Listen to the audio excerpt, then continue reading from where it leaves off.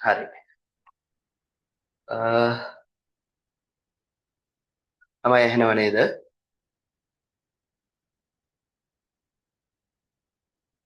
හරි. තමයි එතකොට අපි ගිය සතියේ අපේ පළවෙනි පාඩම ව්‍යාපාර පදනම සහ ව්‍යාපාර පරිසරය ඇසුරෙන් මම හදපු පේපර් එක අපි සාකච්ඡා කරා. එතකොට පේපර් එකේ අපි පළවෙනි කොටස තමයි ව්‍යාපාර සංකල්පයේ හැදින්වීම කියලා තමයි පේපර් එක මම නම් කරලා තිබ්බේ. ඉතින් ওই ව්‍යාපාර සංකල්පයේ හැදින්වීම කියන මේ පේපර් එකේ අපි පළමු ප්‍රශ්න පත්‍රයේ ප්‍රශ්න 15ක් වෙනකන් අපි ගිය සතියේදී කතා කරා. ඒතකොට ඊටු ටික තමයි අද දවස් ඇතුළත මම කතා කරන්න බලාපොරොත්තු වෙන්නේ. එතකොට ළමයි මම දැන් පසුගිය සතියේ තමයි අපි පන්තිය ආරම්භ කරේ. එතකොට ගොඩක් බාධා මැද්දේ තමයි මොකද කනෙක්ෂන් අවුල් තිබ්බ ගිය සතියේ කලින් සතිවල. ඒ කියන්නේ අපි බලාපොරොත්තු වෙච්ච කාල සීමාවෙදී අපිට පන්තිය ආරම්භ කරගන්න බැරි වුණා. හැබැයි අපි ගිය සතියේ පන්තිය ආරම්භ කරා. එතකොට ගිය සතියේ සම්බන්ධ වෙන්න බැරි වෙච්ච දරුවෙක් මේ සතියේ එකතු වෙලා ඇති. ඉතින් මම මුලින්ම අපේ පන්තිය ගැන පුංචි හඳුන්වා දීමක් ඔයගොල්ලන්ට කරන්න. ඉතින් දුවේ පුතේ මගේ මගේ අත්දැකීමෙන් සහ මමත් ඔයගොල්ලෝ වගේම A level කරලා විශ්වවිද්‍යාල වරම් ලබාගෙන විශ්වවිද්‍යාලයට ගිහිල්ලා ඉගෙනගෙන උපාධිය සම්පූර්ණ කරලා දැන් ගුරු වෘත්තියට ලැබිච්ච කෙනෙක් විදිහට මගේ මේ අවුරුදු 5ක වගේ ගුරු ජීවිතය එක්ක වගේම මගේ A level කාල සීමාව තුළ මම මේ BS කියන ව්‍යාපාර අධ්‍යයනය කියන විෂයත් එක්ක මම ගැටිලා තියෙනවා. ඉතින් මේ ව්‍යාපාර අධ්‍යයනය කියන විෂයේදී මම දැකපු ලොකුම ගැටලුවක් තමයි දුපදේ මොකද අපි A level පේපර් එකේ විෂයන් තුනක් කරද්දී මේ විෂයන් තුනෙන් ගොඩක් දරුවන්ට අමාරු සහ ඒ සාමාර්ථ අඩුම ප්‍රමාණයක් තියෙන සබ්ජෙක්ට් එකක් විදිහට තමයි මේ ව්‍යාපාර අධ්‍යයනයේ විෂය තියෙන්නේ. මොකද්ද? මේකට බලපාන ප්‍රධාන හේතුවක් තමයි මේ accounting වගේ සබ්ජෙක්ට් එකක්, ඒ වගේම econ, IT වගේ සබ්ජෙක්ට් ගත්තම ගොඩක් mathematics කියන සබ්ජෙක්ට් එක පැත්තට යන ගණන් හදන්න තියෙන සබ්ජෙක්ට් එකක්. ඒතකොට ගොඩක් දරුවෝ ගණන් හදන්න තියෙන ආසාවට වගේ මේ කොමර්ස් කියන සබ්ජෙක්ට් එක තෝරගෙන කරගෙන යනවා. හැබැයි දුවේ පුතේ ගොඩක් ලොකුම ප්‍රශ්නයක් තියෙනවා මෙන්න මේ BS කියන සබ්ජෙක්ට් එක ගොඩක් දරුවෝගේ ඔළුවේ තියෙනවා. මේක පාඩම් කරන්න තියෙන සබ්ජෙක්ට් එකක්. මේක පාඩම් කරන්න අමාරුයි, කම්මැලි වෙන මේ කියන එකත් එක්ක ලොකු කාල සීමාවක් මේ ව්‍යාපාර අධ්‍යයනය කියන විෂයට යොදවන්න නොහැකියාවක් තියෙනවා. ඒ වගේම ළමයි ගොඩක් දරුවන්ට තියෙන ගැටලුවක් තමයි මොකද අපේ ලංකාවේ තියෙන අධ්‍යාපන ක්‍රමයත් එක්ක දෙපොතේ ඔයගොල්ලෝ අවුරුදු 2කමාරක් 3ක් වගේ කාල සීමාවක් තුළ ඉගෙන ගන්න දේවල් ඇගීමට ලක් කරන්නේ පැය 3ක පේපරයක් සහ පැය 2ක පේපරයක් ඇසුරෙන් පේපරයට ඔයගොල්ලෝ උත්තර සපයන එක සැපයීම මත තමයි ඔයගොල්ලෝගේ මේ අවුරුදු 2කමාරක අධ්‍යාපනය ඇගීමට ලක් කරන්නේ. ඉතින් යන්නේ ඒකත් එක්ක ලොකු ගැටලුවක් තියෙනවා ගොඩක් දරුවන්ට.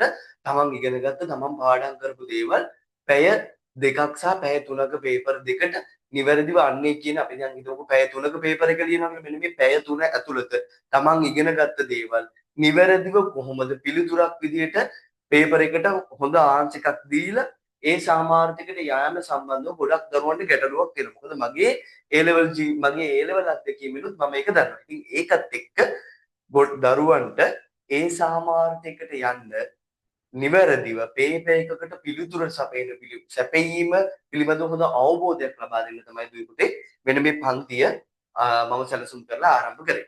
එතකොට අපි මේ පන්තියේදී අපි සෑම පාඩමක්ම ආවරණය වෙන ආකාරයේ පේපර් එකක් ඔයගොල්ලන්ට ලබා දෙනවා. මේ පේපර් එක ඔයගොල්ලන්ට පුළුවන් ගෙදර ඉඳලා පැය දෙකක් අරගෙන පේපර් එකට නිවැරදිව උත්තර ලියලා පන්තියට සම්බන්ධ වෙලා මේ පේපර් එක මාත් එක්ක සාකච්ඡා කරලා නිවැරදිව පිළිතුරක් සපයන ආකාරය පිළිබඳව හොඳ අවබෝධයක් ලබා ගන්න. ඉතින් ඔන්න ඔය කියන concept එකට තමයි මම මේ paper class එක ආරම්භ කරේ.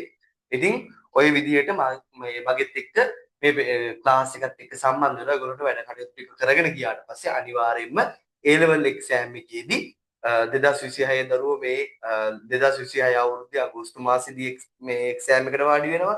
ඒ වගේ 27 දරුවෝ 2027 අවුරුද්දේදී වාඩි වෙනවා. ඉතින් ඔන්න ඔය කියන කාල සීමාවෙදී පේපර් එකට වාඩි වෙලා පේපර් එකට හොඳ ලකුණක් ඒ කියන්නේ ඒ සාමාර්ථයක් ලබා ගන්න මේ වැඩපිළිවෙලත් එක්ක සම්බන්ධ වුණොත් ඉතාමත් පහසුවෙන් දරුවෙක්ට හැකියාවක් ලැබෙනවා. ඉතින් ඔන්න ඔය කියන වැඩපිළිවෙල තමයි මේ ක්ලාස් එකේදී මූලික වශයෙන් වෙන්නේ. එතකොට දුපතේ අපි ගිය සතියේදී මේ ව්‍යාපාර සංකල්පයේ හැඳින්වීම කියන මේ අපේ පේපර් එකේ ප්‍රශ්න 15ක් වෙනකන් අපි උත්තර සැපෙව්වා.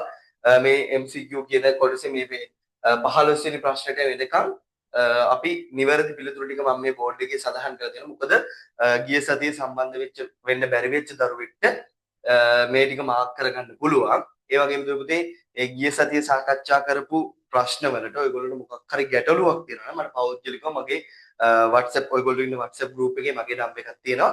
මට මැසේජ් එකක් දාන්න.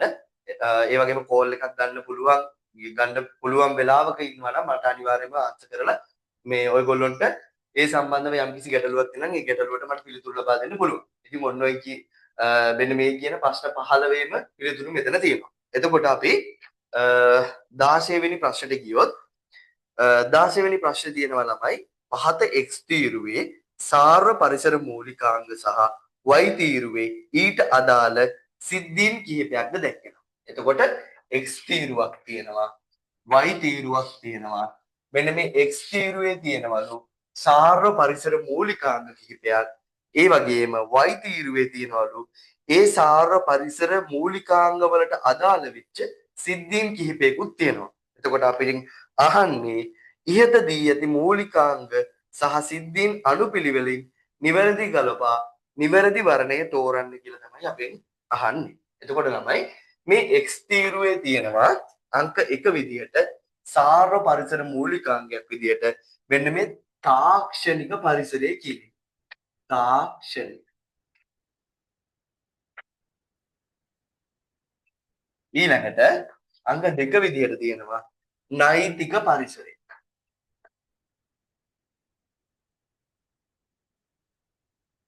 ඊළඟට ආර්ථික පරිසරය.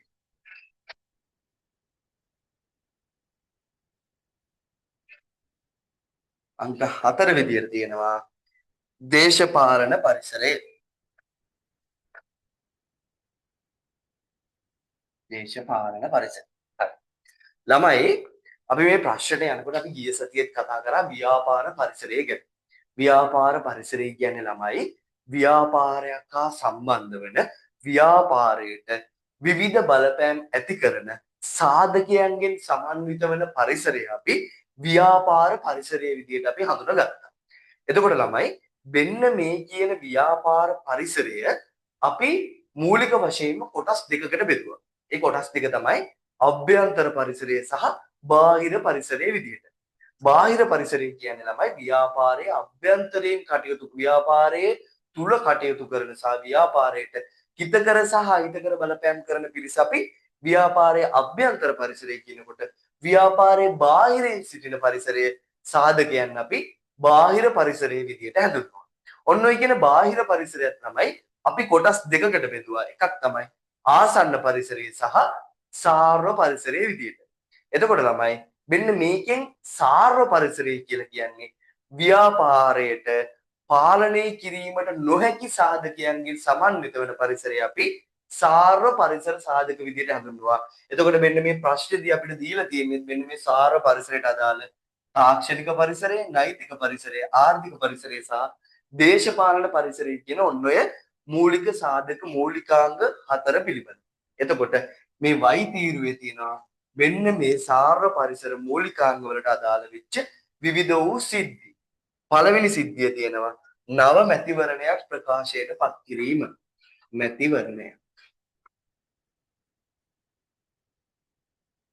නව මැතිවරණයක්. එතකොට B වල තියෙනවා නව නිෂ්පාදන ක්‍රමයක් සොයා ගැනීම. නව නිෂ්පාදන ක්‍රමය. නව නිෂ්පාදන ක්‍රමයක්.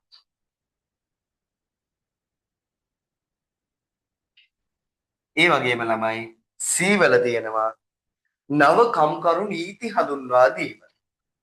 නව කම්කරු නීති තමයි මෙතනදී හඳුන්වා දෙන්නේ. ඒ වගේම ළමයි D වල තියෙනවා මොකක්ද? භාණ්ඩ හා සේවාවල මිල ගණන් ඉහළ දැමීම. භාණ්ඩ හා සේවාවල මිල ගණන් ඉහළ දෙවීම. භාණ්ඩ හා සේවා මිල ඉහළ දැමීම. එතකොට ළමයි ඔන්න ඔය කියන විදිහට A හා B කියලා මේ තීරු දෙකෙන් අපිට නිවැරදිව ගලපලා නිවැරදි වර්ගය තමයි අපෙන් අහන්නේ.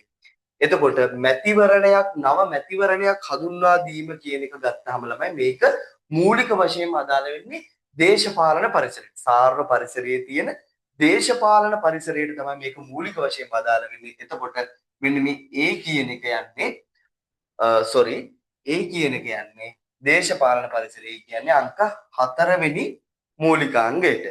එතකොට නව නිෂ්පාදන ක්‍රමයක් හඳුන්වා දීම කියවහම ළමයි නව නිෂ්පාදන ක්‍රමයක් හඳුන්වා දෙන එක මේ බලපාන මූල පරිසර මූලිකාංගයේ විදිහට අපිට ගන්න වෙන්නේ තාක්ෂණික පරිසරය. ඒ කියන්නේ නව නිෂ්පාදන ක්‍රමයක් හඳුන්වා දීම තුලින් තාක්ෂණීය වෙනසක් ඇති වෙනවානේ. අන්න ඒක නිසා මෙන්න මේ නව නිෂ්පාදන ක්‍රමයක් හඳුන්වා දීම කියන එක අයත් වෙන්නේ තාක්ෂණික පරිසරයට. ඒ වගේම නව කම්කරු නීති හඳුන්වා දීම කිව්වම ළමයි නීති සම්බන්ධ ඕනෑම දෙයක් තියෙනවා නම් ඒක අනිවාර්යයෙන්ම යන්නේ මෙන්න මේ නෛතික පරිසරය කියන එකට. ඒ වගේම භාණ්ඩ හා සේවාවල මිල ගණන් ඉහළ යනවා කියන එක ගත්තාම තමයි අපි මේ ව්‍යාපාර පදනම කියන පාඩමේදී අපි ඉගෙන ගත්තා මොකක්ද භාණ්ඩ හා සේවාවල මිල ගණන් අඛණ්ඩව ඉහළ යාම කියනවා. ඒකට කියනවා අපි උද්දමනකාරී තත්ත්වයක් කියලා. උද්දමනයක් කියලා කියනවා. අන්න ඒ වගේ තත්ත්වයක් ඇති වෙන එක අපි මූලික වශයෙන්ම යන්නේ ආර්ථික පරිසරය කියන එකට තමයි මේක ගලපන්න වෙන්නේ. එතකොට එකට B එනවා දෙකට C එනවා තුනට B එනවා හතරවෙනි එකට එනවා A. ඔන්න ඔය කියන පිළිතුර තියෙන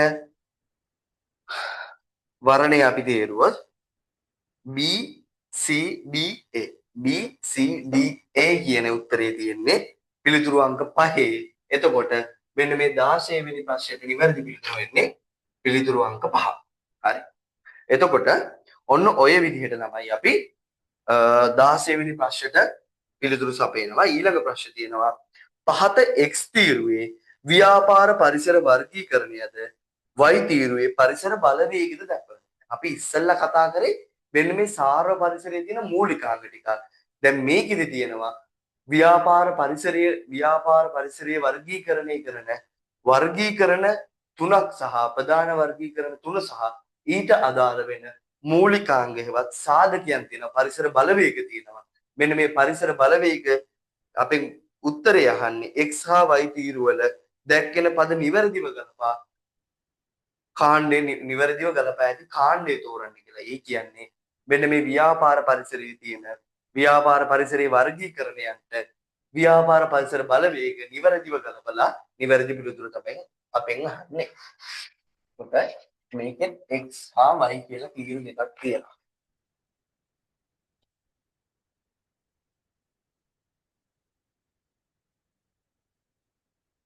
හරි. එතකොට ළමයි මේකෙත් x හා y කියලා තීරු දෙකක් තියෙනවා. x තීරුවේ තියෙනවා ඒ විදිහට අභ්‍යන්තර පරිසරය. අභ්‍යන්තර පරිසරය. B විදිහට තියෙනවා ආසන්න පරිසරය.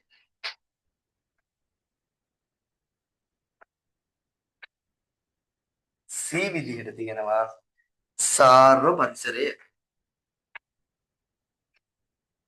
එතකොට මෙන්න මේ y කියන තීරුවේ තියෙනවා අංක 1ට තියෙනවා සේවකයෝ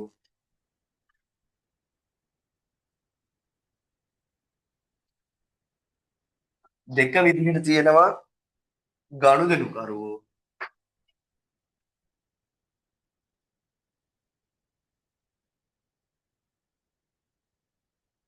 ඊළඟට අංක 3ට තියෙනවා සංවිධාන ව්‍යුහය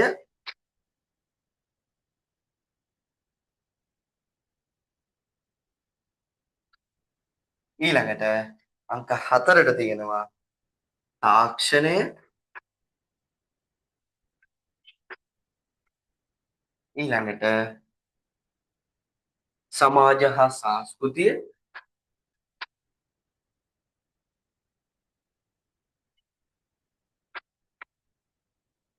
සමාජ හා සංස්කෘතිය ඊළඟට විභව ව්‍යාපාරිකයෝ විභව ව්‍යාපාරිකයෝ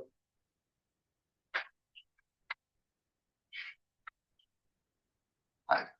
එතකොට ළමයි මේකේ අපිට තියෙනවා මූලික ව්‍යාපාර පරිසරය අපි වර්ගීකරණය කරන ප්‍රධාන නිර්ණායක තුන අපිට දීලා තියෙනවා. එතකොට මෙන්න මේ ප්‍රධාන නිර්ණායක තුනට අදාළ වෙන ව්‍යාපාර පරිසර බලවේග පහක් හයක් අපිට දීලා තියෙනවා. මෙන්න මේ පරිසර බලවේග 6 මොන ව්‍යාපාර පරිසර වර්ගීකරණයට එනවද කියන එක ගැලපන්න තමයි අපිට මේ ප්‍රශ්නේදී තියෙන්නේ. අපි ගත්තොත් මේ සේවකයෝ කියන පිරිස ගත්තම සේවකයන් කියන්නේ ව්‍යාපාරයක අභ්‍යන්තරය තුල ව්‍යාපාරය තුල කටයුතු කරලා ව්‍යාපාරයට හිතකර සහ අහිතකර බලපෑම් ඇති කරන පාර්ශවයක්. එතකොට සේවකයෝ කියන අය ගත්තාම අපිට ව්‍යාපාරය අභ්‍යන්තර පරිසරයට තමයි ගන්න වෙන්නේ. එතකොට අංක 1 ඒ කියන පිළිතුරට ගැලපෙනවා. ඒ වගේම ගනුදෙනු කරවෝ කියපුවම ළමයි ගනුදෙනු කරවෝ කියන්නේ ව්‍යාපාරයෙන් භාණ්ඩ හා සේවා මිලදී ගැනීම සිදු කරන ව්‍යාපාරයත් එක්ක කටයුතු කරන පාර්ශවයක්.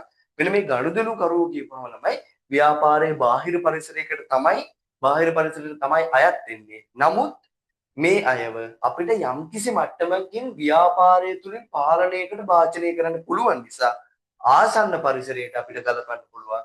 එතකොට ගනුදෙනු කරවෝ කියන පිළිතුර ආසන්න පරිසරයට තමයි ගලපන්න වෙන්නේ. එතකොට ළමයි සංවිධාන ව්‍යුහය කියලා එකක් තියෙනවා. මොකක්ද සංවිධාන ව්‍යුහය කියන්නේ? ළමයි සංවිධාන ව්‍යුහය කියලා කියන්නේ ව්‍යාපාරයක ව්‍යාපාරයේ කටයුතු සංවිධානය වෙලා තියෙන ආකාරය. සරල උදාහරණයකට ගත්තොත් අපි කරන්නේ අපි හිතමු පාසලක් ගත්තොත් පාසලක ගත්තාම පාසලේ විදුහල්පතිතුමා ඉන්නවා. විදුහල්පතිතුමා මූලික වශයෙන්ම පාසල සම්බන්ධ නිවැරදි තීරණ ගැනීම මූලික වශයෙන් ප්‍රධානීය වශයෙන් ඉන්නවා. ඊට අමතරව උපවිදුහල්පතිවරු ඉන්නවා. උපවිදුහල්පතිවරු යටතේ ඉන්නවා අංශ ප්‍රධාන ගුරුවරු ඉන්නවා. අන්න ඒ විදිහට විවිධ මට්ටම් වලට ගිහිල්ලා ඒ පිරිසට විවිධ වූ වගකීම් සහ කාර්යභාරයන් බෙදා දීලා තියෙනවා.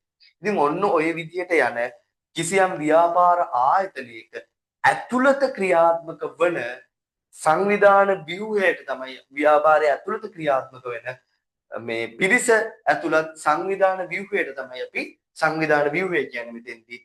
එතකොට මෙන්න මේ සංවිධාන ව්‍යුහය කියන එක මූලික වශයෙන්ම ව්‍යාපාරයේ අභ්‍යන්තරයේ තමයි ක්‍රියාත්මක වෙන්නේ. ඒක නිසා මේ සංවිධාන ව්‍යුහය කියන එකත් අපිට අභ්‍යන්තර පරිසරයට තමයි අපිට අභ්‍යන්තර පරිසර සාධකයක් විදිහට තමයි අපිට ගන්න වෙන්නේ. ඊළඟට තියෙනවා තාක්ෂණය. තාක්ෂණය කියපුවම අපි කලින් ප්‍රශ්නෙදිත් කතා කරා සාර්ව පරිසර බලවේගයක් විදිහට තමයි ගන්න වෙන්නේ. මොකද තාක්ෂණය කියන එක ව්‍යාපාරයට පාලනය කිරීම ඉතාමත් අපහසුයි. මොකද නව තාක්ෂණයක් ආවොත් තාක්ෂණයේ වෙනස් වීමක් වුණොත් ඒකට අනුගත වෙන්න ව්‍යාපාරයට අනිවාර්යම වෙනවා. ඒක වෙනස් කිරීම වලට වාජනය කරන්න ව්‍යාපාරයකට බෑ. ඒක නිසා මෙන්න මේ තාක්ෂණය කියන එක සාර්ව පරිසර බලවේගයක් විදිහට තමයි අපිට ගන්න වෙන්නේ. ඊළඟට සමාජ හා සංස්කෘතිය ගත්තාම ළමයි මේකත් ව්‍යාපාරයෙන් පරිබාහිරව තියෙන බාහිර පරිසර බලවේගයක්. මේකත් ව්‍යාපාරයට පාලනය කිරීම නොහැකි තත්ත්වයක තියෙනවා. ඒක නිසා මෙන්න මේ සමාජ හා සංස්කෘතිය කියන එකත් අපිට සාර්ව පරිසර බලවේගයක් විදිහට තමයි ගන්න වෙන්නේ. එතකොට විභව ව්‍යාපාරිකයෝ කියන අය ගත්තාම ළමයි ව්‍යාපාරයේ අනාගතයේදී ව්‍යාපාරික කටයුතු අපි කරගෙන යන ව්‍යාපාරයට හෝ වෙනත් ව්‍යාපාර සඳහා ආයෝජනය කිරීමට බලාපොරොත්තු වෙන සිටින සහ ව්‍යාපාර අලුතෙන් ආරම්භ කිරීමට බලාපොරොත්තු වෙන පිරිසකට තමයි අපි විභව ව්‍යාපාරිකයෝ කියන්නේ. මෙන්න මේ විභව ව්‍යාපාරිකයොත් අපිට ගන්න වෙන්නේ ආසන්න පරිසර බලවේගයක් විදිහට. එතකොට අපි නිවැරදි පිළිතුරු ගලපනකොට A වලට එනවා 1 සහ 2 1 සහ 3. ඒ වගේම B වලට එනවා 2 සහ 6. එතකොට C වලට එනවා 4 සහ 5. ඔන්න ඔය කියන පිළිතුරු ඇතුළත් වර්ණය අපි බැලුවොත් A වලට 1 සහ 3 B වලට 2 සහ 6 තියෙන උත්තරේ වෙන්නේ අපිට පිළිතුරු අංක 5 තමයි අපිට ගන්න වෙන්නේ. එතකොට 17 වෙනි ප්‍රශ්නෙට නිවැරදි පිළිතුර වෙන්නේ පිළිතුරු අංක 5. හරි. අපි යමු ඊළඟ ප්‍රශ්නෙට.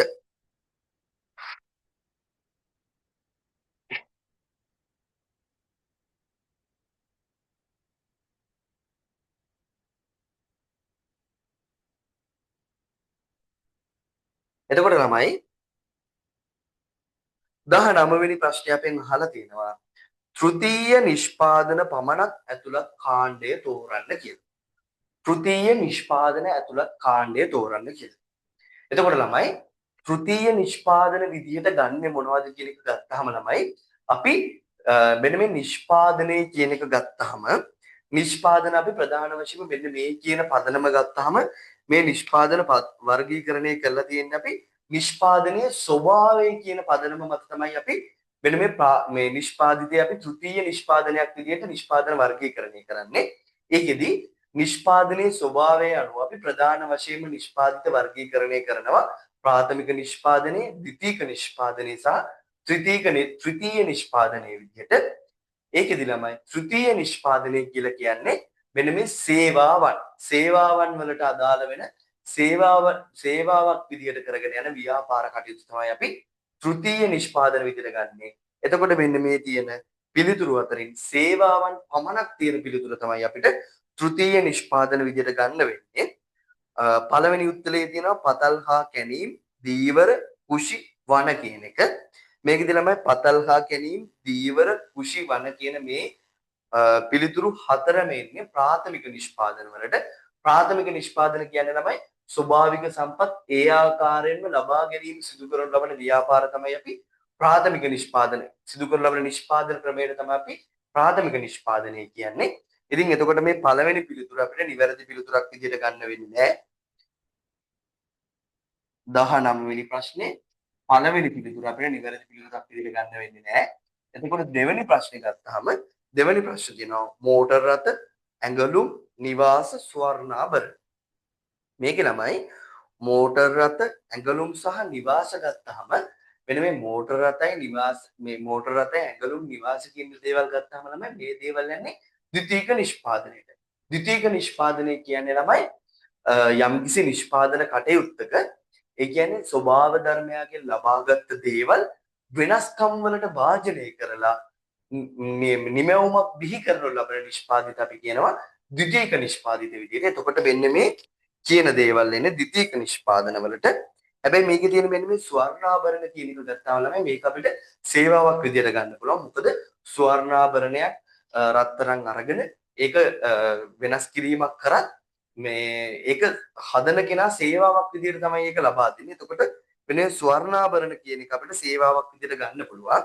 එතකොට පිළිතුරු අංක 3 තියෙනවා ප්‍රවාහනයේ බැංකු රක්ෂණය ස්වර්ණාභරණ කියන එක. එතකොට මේකේ ප්‍රවාහනයේ බැංකු රක්ෂණය ස්වර්ණාභරණ කියන මේ හතරම මූලික වශයෙන් අපිට සේවාවන් විදිහට ගන්න පුළුවන්. එතකොට ප්‍රවාහනයේ බැංකු හා රක්ෂණ කියන මේ තුනම ගත්තාම අපිට හඳුන්වනවා ව්‍යාපාර කටයුතු පවත්වාගෙන යනකොට අපිට උපකාරක සේවා විදිහට තමයි මේ දේවල් ගන්න. එතකොට මේවා අනිවාර්යයෙන්ම සේවාවන් විදිහට තමයි ගන්න වෙන්නේ. එතකොට මෙන්න මේ තුන්වෙනි පිළිතුර අපිට නිවැරදි පිළිතුරක් විදිහට ගන්න පුළුවන්. ඒ වගේම අපි හතරවෙනි පිළිතුර ගත්තොත් ඒකේ තියෙනවා පතල් හා කැණීම්, ස්වර්ණාභරණ, ඇඟලුම්, මෝටර රථ මේවත් අපිට ත්‍රිතීය නිෂ්පාදන විදිහට ගන්න වෙන්නේ නැහැ. ප්‍රවාහනයේ බැංකු රක්ෂණයේ ඉදිකිරීම කියන එක ගත්තාම ළමයි ඉදිකිරීම කියන එක මූලික වශයෙන් යන්නේ ද්විතීක නිෂ්පාදන ගණයට. ඉතින් ඒක නිසා අපිට මෙන්න මේ ඉදිකිරීම කියන එක අපිට තෘතීය නිෂ්පාදන විදිහට ගන්න වෙන්නේ නැහැ.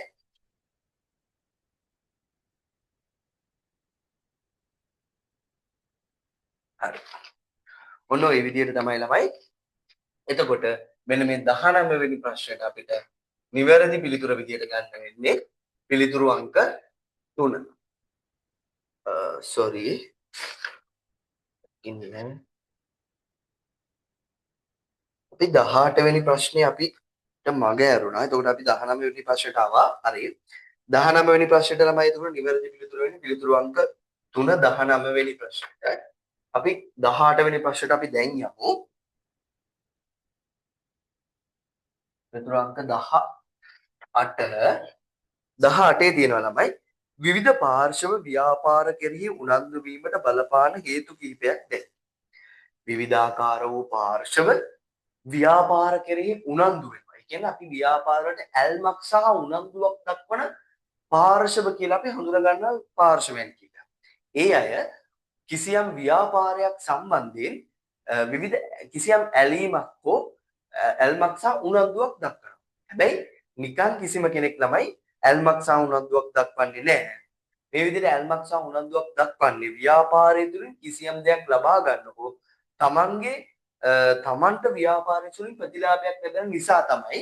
එතන අන්න ඒ විදිහට ව්‍යාපාරයක් කෙරෙහි ඇල්මක් සහ උනන්දුවක් දක්වන පාර්ශවයන් කිහිපයක්ම මේ පාර්ශවයන්ගේ මෙන්න මේ ඇල්මක් සහ උනන්දුවක් දැක්වීමට බලපාන හේතු කිහිපයක් මේ ප්‍රශ්නදී අපිට ලබා දීලා තියෙනවා.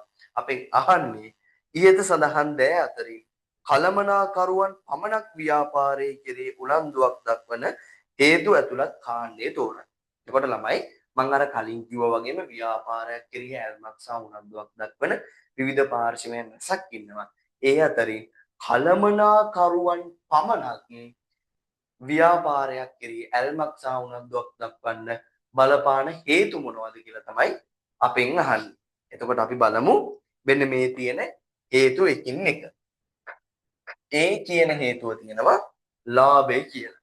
ලාභය කියන එක ගත්තාම තමයි මූලික වශයෙන්ම ලාභය පිළිබඳව ඇල්මක් සහ උනන්දුවක් දක්වමින් ව්‍යාපාරයක් කෙරෙහි ඇල්මක් සහ උනන්දුවක් දක්වන්නේ ව්‍යාපාරයේ අයිතිකරුවන්. එතකොට අපිට මෙන්න මේ ලාභය කියන එක කලමනාකරුවන් ව්‍යාපාරයක් කෙරෙහි ඇල්මක් දක්වන්න හේතුවක් විදිහට අපිට ගන්න බෑ. මොකද කලමනාකරුවන් ලාභය පිළිබඳව ඒ කටිය හැබැයි ව්‍යාපාරේ කටයුතු කරගෙන යනකොට ඒ අය ලාභය උපරිම කරගන්න උත්සාහ කරනවා ව්‍යාපාරේ පැවැත්ම සඳහා. නමුත් ඒ අය මූලික වශයෙන්ම ව්‍යාපාරයේ කෙරෙහි ඇල්මක් දක්වන්නේ ලාභය සඳහා නොවේ. ඊළඟට B කියලා තියෙනවා ව්‍යාපාරික සංවර්ධනය. ව්‍යාපාරික සංවර්ධනය කියන එකත් ළමයි යම් තාක් දුරකට අපිට ගන්න පුළුවන් මේ අයිතිකරු මේ කලමනාකරුවන් ඇල්මක් දක්වන්න හේතුවක් කියලා. හැබැයි මෙන්න මේ ව්‍යාපාරික වර්ධනය කියන එකත් ව්‍යාපාරික වර්ධනය කියන අරමුණ ඇතුව ව්‍යාපාරයක් කෙරෙහි ඇල්මක් දක්වන්නේ අයිතිකරුවන්. ඒක නිසා අපිට කලමනාකරුවන් කියලා මෙතනදී ගන්න බෑ. එතකොට අපි C කියන පිළිතුර ගත්තාම වෙළඳපොළ කොටස කියන එක ගත්තාම මෙන්න මේ වෙළඳපොළ කොටස කියන එක සම්බන්ධයෙන් මූලික වශයෙන්ම ඇල්මක් දක්වන්නේ ව්‍යාපාරයේ අයිතිකරුවන්. ඒක නිසා අපිට C කියන පිළිතුරත් කලමනාකරුවන් ඇල්මක් දක්වන්න හේතුවක් විදිහට අපිට ගන්න බෑ.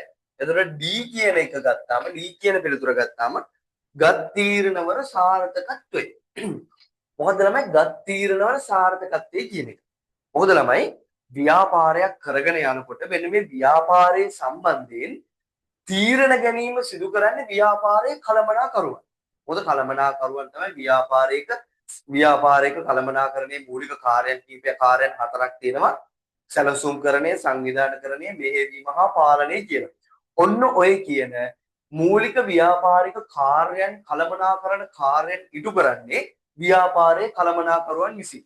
ඉතින් අන්න ඒ විදිහට ඒ අය ගත්ත කලමනාකරණ තීරණවල සාර්ථකත්වය හෝ අසාර්ථකත්වය පිළිබඳව ඒ අය සලකා බැලීමක් කරනවා. ඒ කියන්නේ ගත් තීරණවල සාර්ථකත්වය සලකා බැලීම නිසා අයිති කලමනාකරුවන් ව්‍යාපාරයේ කෙරෙහි ඇල්මක් දක්වන්න පුළුවන්. ඒ වගේම ඊ විදිහට තියෙනවා වැටුප. වැටුප කියන එකත් අපිට හැබැයි ළමයි වැටුප කියන එක ගත්තාම මේ වැටුප කියන එක මූලික වශයෙන්ම වැටුප සම්බන්ධයෙන් ව්‍යාපාරයක් කෙරෙහි ඇල්මක් දක්වන්නේ ව්‍යාපාරයේ සේවකයන්. හැබැයි කලමනාකරුවෝ වැටුප සම්බන්ධයෙන් ඇල්මක් දක්වන්න පුළුවන්. මූලික වශයෙන්ම හැබැයි ඇල්මක් දක්වන්නේ සේවකයන්. ඒක නිසා අපිට ඒකත් නිවැරදි පිළිතුරක් විදිහට ගන්න බෑ. අපි ඊළඟට ගත්තොත් හැබැයි අපිට මොකද මේක මේ සේවකයෝ වගේම කලමනාකරුවෝ විදිහට ගන්න පුළුවන්. ඒක නිසා අපි මෙතෙන්දි ගමු. ඒ වගේම F කියන පිළිතුර ගත්තාම ළමයි රැකියාවේ ස්ථාවරභාවය කියන එක ගත්තාම කලමනාකරුවෝ සේවයක් යම්කිසි සේවාවක් තමයි ව්‍යාපාරය වෙනුවෙන් සපයන්නේ. ඒ කට්ටියත් රැකියාවක් තමයි කරන්නේ. ඉතින් ඒක නිසා ඔවුන්ගේ රැකියාවේ සුරක්ෂිතභාවය හෙවත් ස්ථාවරභාවය පිළිබඳව මේ කළමනාකරුවෝ මේ අවධානය යොමු කරනවා. ඒක නිසා මේක මේ රැකියාවේ ස්ථාවරභාවය කියන එකත් අපිට කළමනාකරුවන් ව්‍යාපාරයක් කිරී අල්මක් දක්වීමට හේතුවක් විදිහට අපිට ගන්න පුළුවන්. ඒ වගේම උසස් වීම කියන එක ගත්තාම උසස් වීමුත් කළමනාකරුවන් ප්‍රධාන වශයෙන් බලාපොරොත්තු වෙනවා. මොකද කළමනාකරුවෙක් කියවපම කළමනාකරුවන් විශාල පිරිසක් ඉන්න ව්‍යාපාර ආයතනයක. ඒ කට්ටියත් එක එක ලෙවල් වල ඉන්නවා. ඉතින් එතකොට තමන් ඉන්න ලෙවල් එකකින් තවත් උඩට යන තමන්ගේ රැකියාවේ දියුණුව ඇති කරගන්න උසස් වීම ලබා ගන්නත් ඒ අය අල්මක් දක්වනවා. මූලික වැඩි වශයෙන්ම අල්මක් දක්වන්නේ මේ කළමනාකරුවන් කියන පාර්ශවයේ. ඒක නිසා උසස් වීම කියන එකත් අපිට කළමනාකරුවන් ඇල්මක් දැක්වීමට හේතුවක් විදිහට ගන්න පුළුවන්. ඒ වගේම H කියන එක තනතුරේ සංවර්ධනය කියන එකත් අපිට කළමනාකරුවන් ව්‍යාපාරයක් කිරී අල්මක් දැක්වීමට ප්‍රධාන හේතුවක් විදිහට අපිට ගන්න පුළුවන්. එතකොට ළමයි මෙන්න මේ කියන පිළිතුරු වර්ණ තුලින් අපිට මෙන්න මේ D E F G H කියන මෙන්න මේ පිළිතුරු පහම අපිට නිවැරදි පිළිතුරු විදිහට ගන්න පුළුවන්. D E F G සහ H විදිහට මෙන්න මේ කියන පහම හෝ පහෙන් කිහිපයක් හෝ තියෙන පිළිතුරක් තමයි අපිට නිවැරදි පිළිතුරක් විදිහට ගන්න වෙන්නේ. මේ කියන දේවල් වලින් එකක් තමයි අපිට නිවැරදි පිළිතුරක් විදිහට ගන්න වෙන්නේ. එතකොට ළමයි අපි ගත්තොත් මේකේ තියෙනවා D E F G කියන පිළිතුරු හතර ඇතුළත් නිවැරදි වර්ණයක්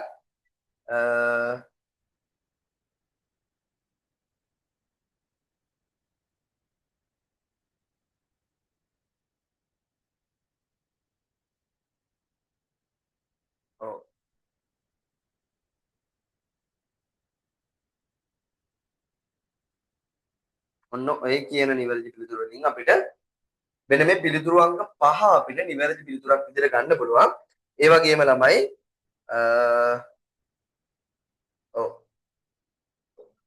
අපිට නිවැරදි පිළිතුර විදිහට ගන්න වෙන්නේ පස්වෙනි පිළිතුර තමයි 18 වෙනි ප්‍රශ්නෙට. හරි. අපි යමු ඊළඟ ප්‍රශ්නෙට. අපි 19 වෙනි ප්‍රශ්නේ කලින් කතා කරා. ඊළඟට අපිට 20 වෙනි ප්‍රශ්නේ තමයි තියෙන්නේ. හරි.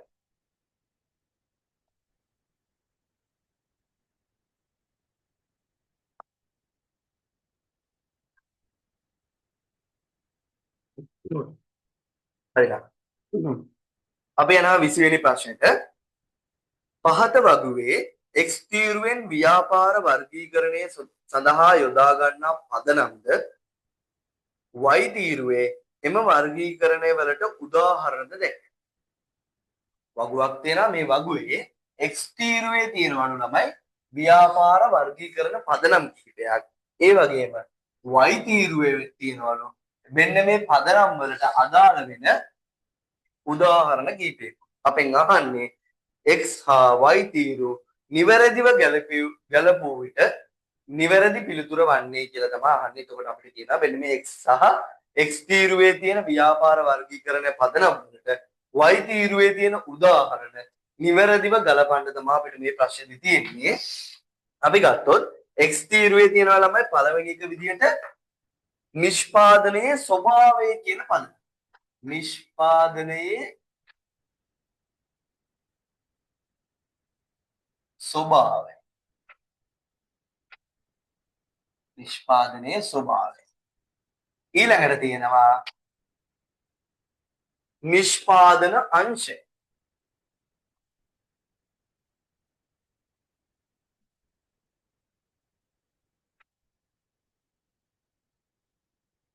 ඊළඟට තියෙනවා හිමිකාරීත්වය.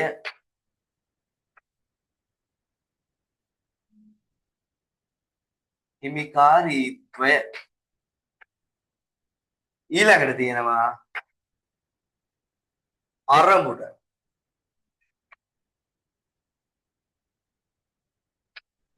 ඊළඟට තියෙනවා පරිමාණය කියන පදනම. ඊළඟට y තීරුව ගත්තාම ළමයි y තීරුවේ a කියලා තියෙනවා. මොකද්ද? කෘෂිකාර්මික.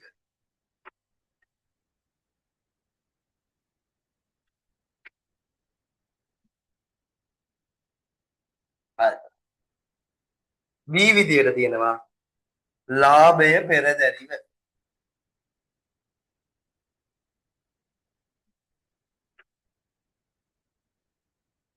ලාභය පෙරදැරිව.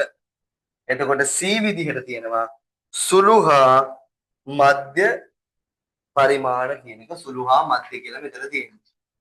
සුළු හා මධ්‍ය. ඊළඟට D විදිහට තියෙනවා පෞද්ගලික අංශය.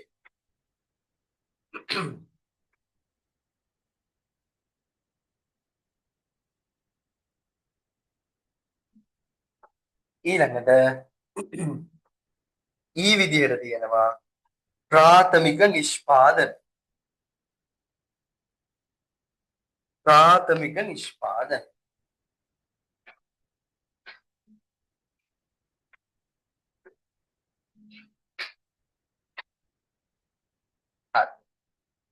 එතකොට ළමයි මේ ප්‍රශ්නේදී අපිට x තීරුවේ දීලා තියෙනවා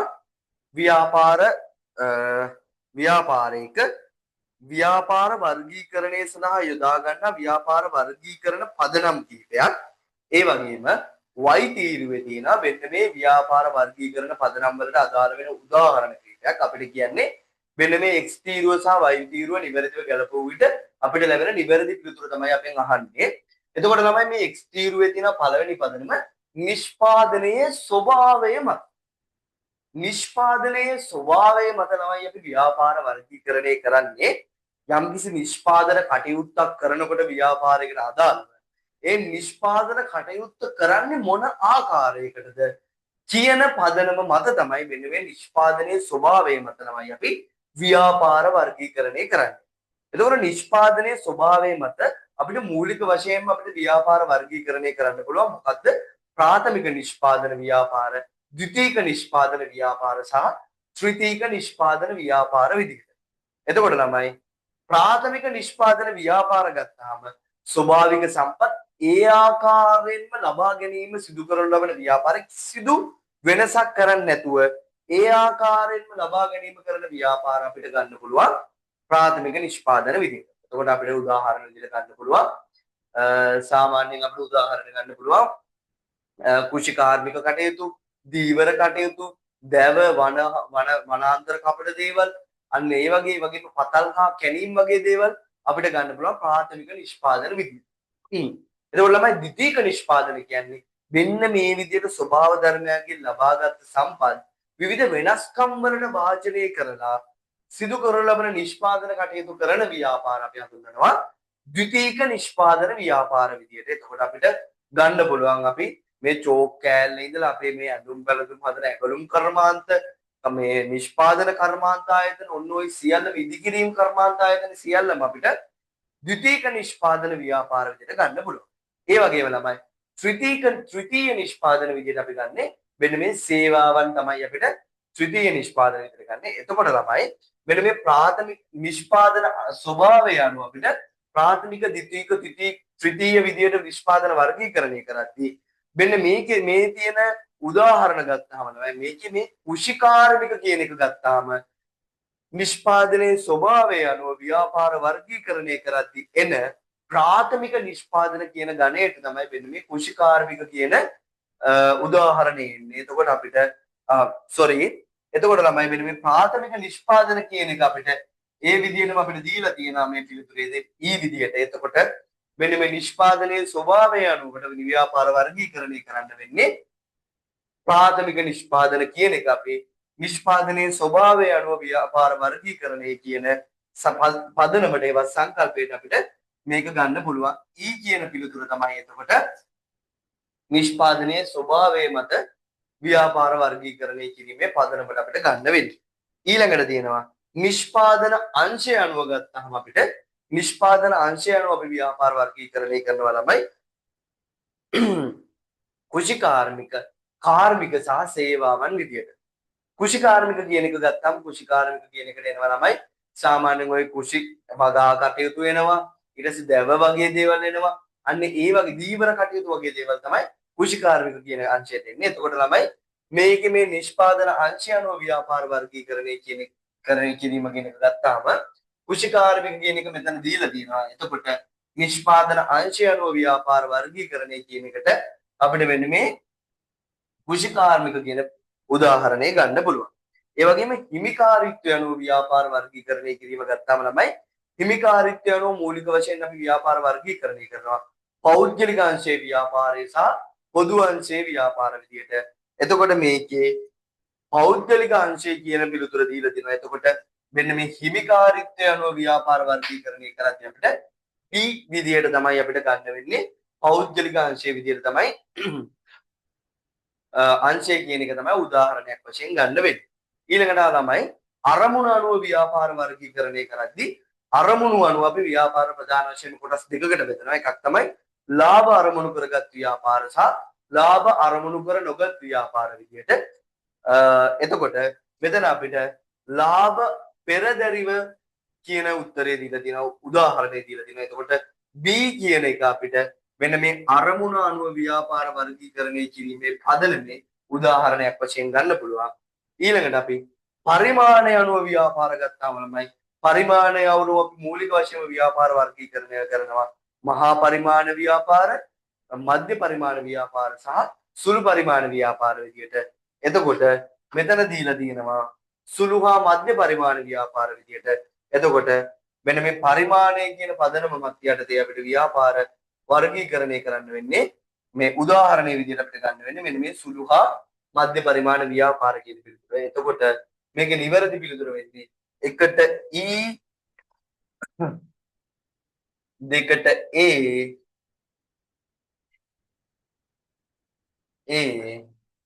තුනට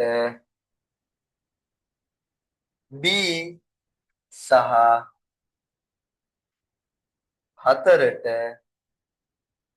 B සහ පහට C කියන පිළිතුරු තියෙන නිවැරදි පිළිතුර තමයි අපිට ගන්න වෙන්නේ නිවැරදි පිළිතුර විදියට. එතකොට ළමයි මේකේ පස්වෙනි වර්ණය තමයි එකට E දෙකට A තුනට D හතරට B සහ පහට C වශයෙන් නිවැරදි පිළිතුරු විදියට අපිට ගන්න වෙන්නේ. එතකොට 20 වෙනි ප්‍රශ්නෙට පිළිතුරු අංක 5. හරි. හරි. ළමයි එතකොට අපි දැනට ප්‍රශ්න 5ක් වගේ අපි බහුවර්ණ ප්‍රශ්න ගැන කතා කරා.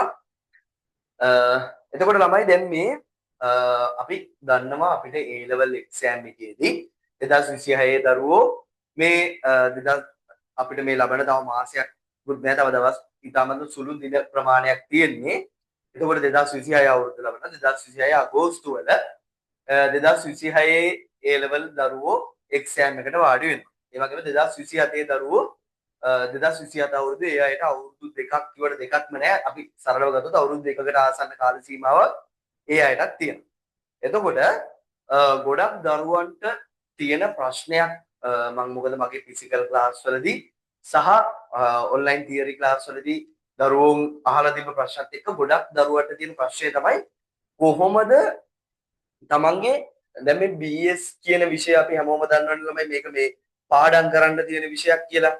පාඩම් කරන්න තියෙන විෂයක් විදිහට ගන්න පුළුවන්. හැබැයි ළමයි පාඩම් කරනවට අමතරව මේක සාමාන්‍යයෙන් ගොඩක් මේ සමාජයේ සිද්ධ වෙන දේවල් එක්ක සම්බන්ධ වෙන දෙයක්. මොකද ළමයි ව්‍යාපාර කියලා කියන්නේම අපි මිනිස් අවශ්‍යතා හා උපනක් ඉමත් කිරීමට අවශ්‍ය භාණ්ඩ හා සේවා නිෂ්පාදනය කිරීම බෙදා හැරීම ආශ්‍රිත කටයුතුනේ අපි කියන්නේ. එතකොට ළමයි මෙන්න මේ ව්‍යාපාරයේ මූලික වශයෙන්ම වෙන්නේ මිනිස් අවශ්‍යතා හා උපනක් ඉමත් කිරීම නම් අපි එදිනෙදා කරන සෑම දෙයක්ම සිද්ධ වෙන්නේ මෙන්න මේ සෑම දෙයක්ම ව්‍යාපාර කියන එකට අදාළ වෙනවා. සරලව ගත්තොත් අද අපි මම සහ ඔයාලා සියලු දෙනා මේ ඇඳ පැළඳගෙන ඉන්න සෑම දෙයක්ම බිහි වෙලා තියෙන්නේ ව්‍යාපාරයක් නිසා. අපි අද මේ ඔයගොල්ලන්ට මම උගන්වන Zoom කියන තාක්ෂණය ආවෙත් ව්‍යාපාරයක් නිසා. මේ චෝක් එක, මේ ග්‍රීන් බෝඩ් එක, මේ කැමරාව, මේ ලැප්ටොප් මේ හැම දෙයක්ම බිහි වෙලා තියෙන ව්‍යාපාරات එක්ක. ඉතින් එතකොට මෙන්න මේ ව්‍යාපාර අධ්‍යයනය කියන ළමයෙකුත් සාමාන්‍යයෙන් එදිනදා සිද්ධ වෙන සෑම දෙයක් පිළිබඳවයි හොඳ අවබෝධයක් තියෙන්න ඕන. ඒකට තමයි මූලික වශයෙන්ම කරන්න ඕන දෙයක් තමයි මම ඔයගොල්ලෝට කියන අනිවාර්යයෙන්ම ප්‍රවෘත්ති බලන්න ඕන. නිවුස් බලන්න ඕන. මොකද ඩේ ටු ඩේ අප්ඩේට් ඒකෙදි කියනවා ව්‍යාපාර ශාස්ත්‍රයේ වෙන නව ප්‍රවණතා ගැන ඒකෙදි කතා වෙනවා. ඒ වගේම අලුත් නව ව්‍යාපාරික දේවල් ගැන නිවුස් වලදී දෙනවා. ඒ වගේම ව්‍යාපාරික ලෝකයේ සිදුවෙන වෙනස් වීම් ගැන හොඳ අවබෝධයක් තියෙන්න ඕන ළමයි A level කරන ළමයෙක් විදිහට. මොකද සාමාන්‍යයෙන් මේ පේපර් එකට එදිනදා වෙන සිද්ධ වෙන දේවල්, ව්‍යාපාරික ශාස්ත්‍රයේ වෙන දේවල්, රටේ ආර්ථිකමය වශයෙන් සිද්ධ වෙන දේවලුත් සම්බන්ධ කරලා එක්සෑම් වෙනවා. ඒකට ඒ කියන වැඩ පිළිවෙලත් එක්ක සාමාන්‍යයෙන් මම ගොඩක් ළමයිට රෙකමන්ඩ් කරන දෙයක් තමයි ළමයි ඔය දේශපාලන හැලී ඒ දේවල් නැතුව සාමාන්‍ය රටේ තොටේ වෙන දේවල්, ව්‍යාපාරික ශාස්ත්‍රයේ වෙන දේවල් කියන කොටස හරි අඩුම තරමේ සිරස්තල ටිකවත් නිවුස් වල බලන්න ඕන. සාමාන්‍යයෙන් BS කියන සබ්ජෙක්ට් එක ඉගෙන ගන්න දරුවෙක් වශයෙන්. ඒ වගේම ළමයි තමන්ගේ මේ කියන්නේ දැන් A level කොමර්ස් කරනකොට සාමාන්‍යයෙන් ප්‍රධාන විෂයන් මේ කියන්නේ ප්‍රධාන විෂයන් තුන මේ වලින් එකකට තමයි මේ BS කියන විෂයත් එන්නේ.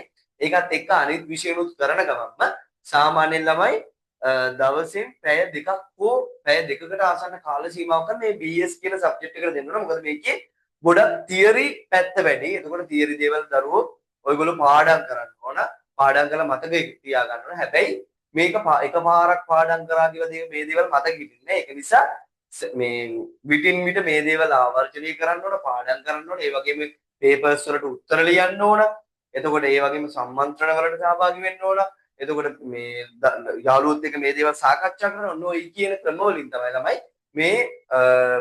මේ එක්සෑම් එකට අපි සූදානම් වෙන්නේ. මොකද අපිට මුළු සබ්ජෙක්ට් එකම අපිට එකපාර මතක තියාගෙන ඉන්න බෑ.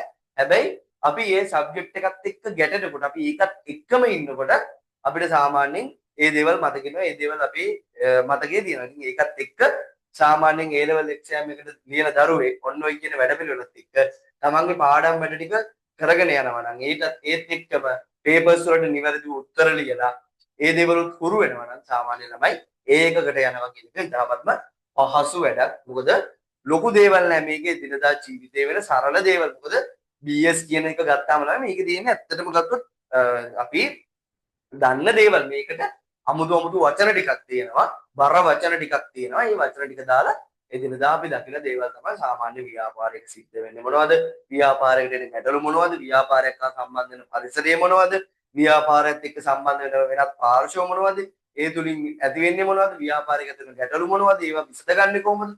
ඔන්න ඔය වගේ සාමාන්‍ය ව්‍යාපාරයක එදිනදා වෙන දේවල් තමයි ඔයගොල්ලෝ දන්න දේවල්ම ඔයාලා දන්නේ නැති වචන ටිකක් දාලා හදපු සබ්ජෙක්ට් එකක් තමයි මේක. ඉතින් මොකද මේක සාමාන්‍ය අපි මොකද ව්‍යාපාර තමයි මේ මුළු ලෝකෙම ක්‍රියාත්මක වෙන්නේ ව්‍යාපාරات එක්ක නම්. ඉතින් අපි දන්න දේවල්ම තමයි මේකේ තියෙන්නේ. මේක අපි නිවැරදිව ක්‍රමානුකූලව හදපු විෂය නිර්දේශයක්. ඉතින් මේක හරියට අල්ලගෙන වැඩ ටික කරගෙන නම් මේක ඉතාමත්ම පහසු විෂයක්.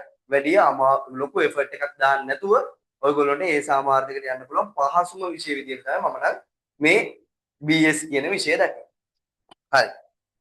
අපි දැන් ඊළඟ ප්‍රශ්නයට යමු. අපිට තියෙන ඊළඟ ප්‍රශ්න තමයි 21 වෙනි ප්‍රශ්නය.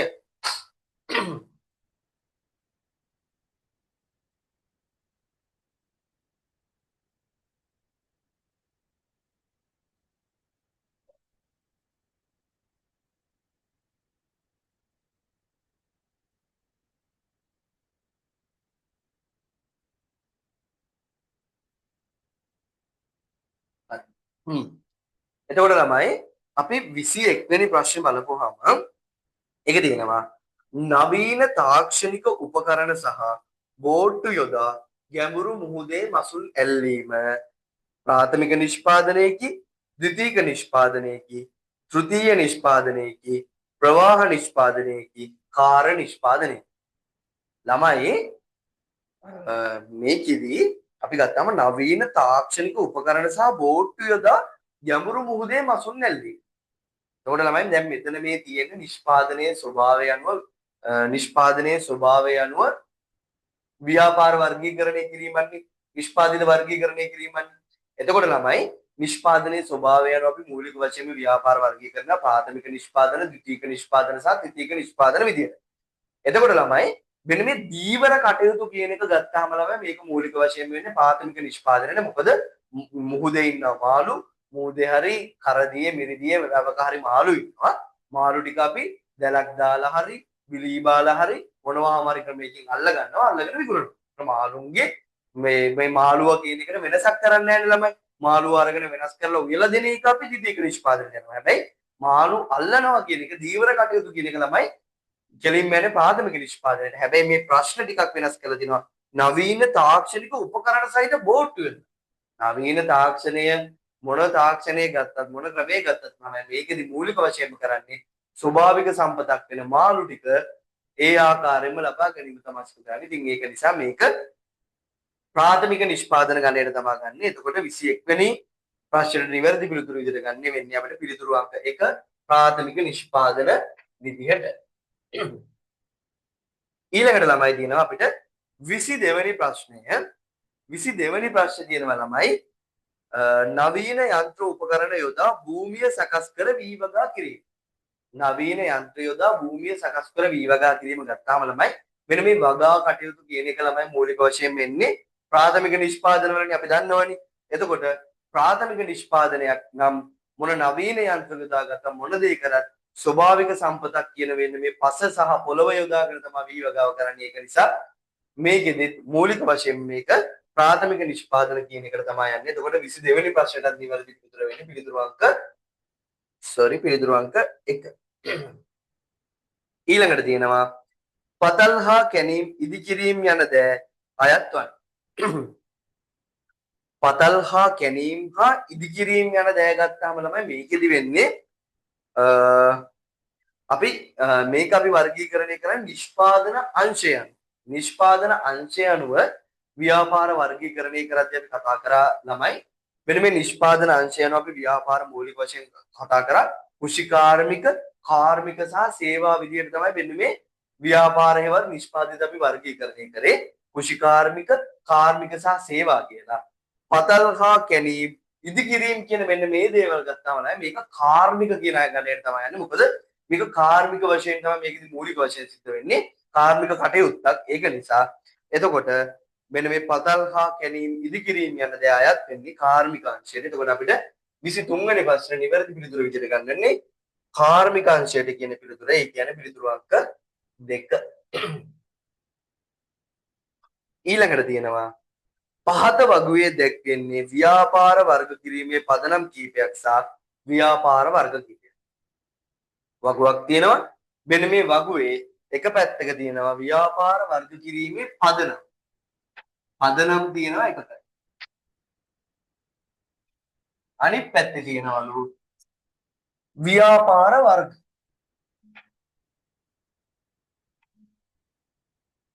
ව්‍යාපාර වර්ග. අපෙන් අහන්නේ ව්‍යාපාර වර්ග පදනම් වලට අනුකූලව ගැලපුව විට ලැබෙන පිළිතුර තෝරන්න. මෙන්න මේ කියන ව්‍යාපාර වර්ග මෙන්න මේ ව්‍යාපාර වර්ග කිරීමේ පදනම් වලට නිවැරදිව ගැලපුවට පස්සේ ලැබෙන නිවැරදි පිළිතුර තමයි ළමයි අපිට මේ ප්‍රශ්නේදී තෝරන්න කියලා තියෙන්නේ. එතකොට අපි ගත්තොත් පළවෙනි ව්‍යාපාර වර්ග කිරීමේ පදනම තියෙනවා. එකක් තමයි නිෂ්පාදනයේ ස්වභාවයවත් මට්ටම.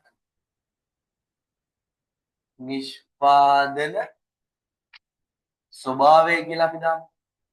ස්වභාවය එවත් මට්ටම. එතකොට දෙවෙනියට තියෙනවා නිෂ්පාදනයේ අංශය. නිෂ්පාදන අංශය.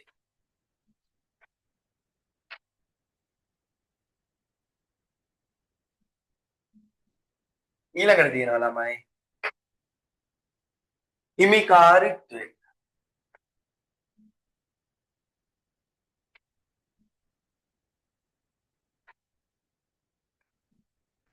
ඊළඟට තියෙනවා අරමුණ.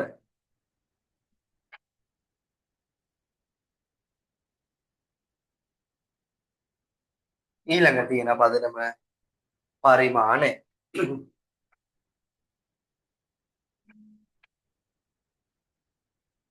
එතකොට ළමයි අපිට ඊළඟට තියෙනවා මෙන්න මේ ව්‍යාපාර පදනම් ව්‍යාපාර වර්ගීකරණයේ පදනම් වලට අදාළ වෙන ව්‍යාපාර වර්ග කීපයක්. ඒ විදිහට දීලා තියෙනවා. කුෂි කාර්මික හා සේවක. කුෂි කාර්මික සහ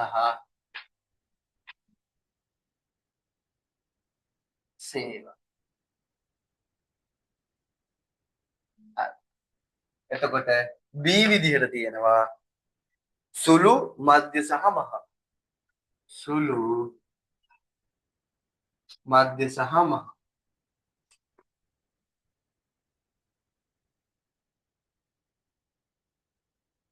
ඊළඟට C විදිහට දීලා තියෙනවා ප්‍රාථමික ද්විතීක සහ තෘතීක.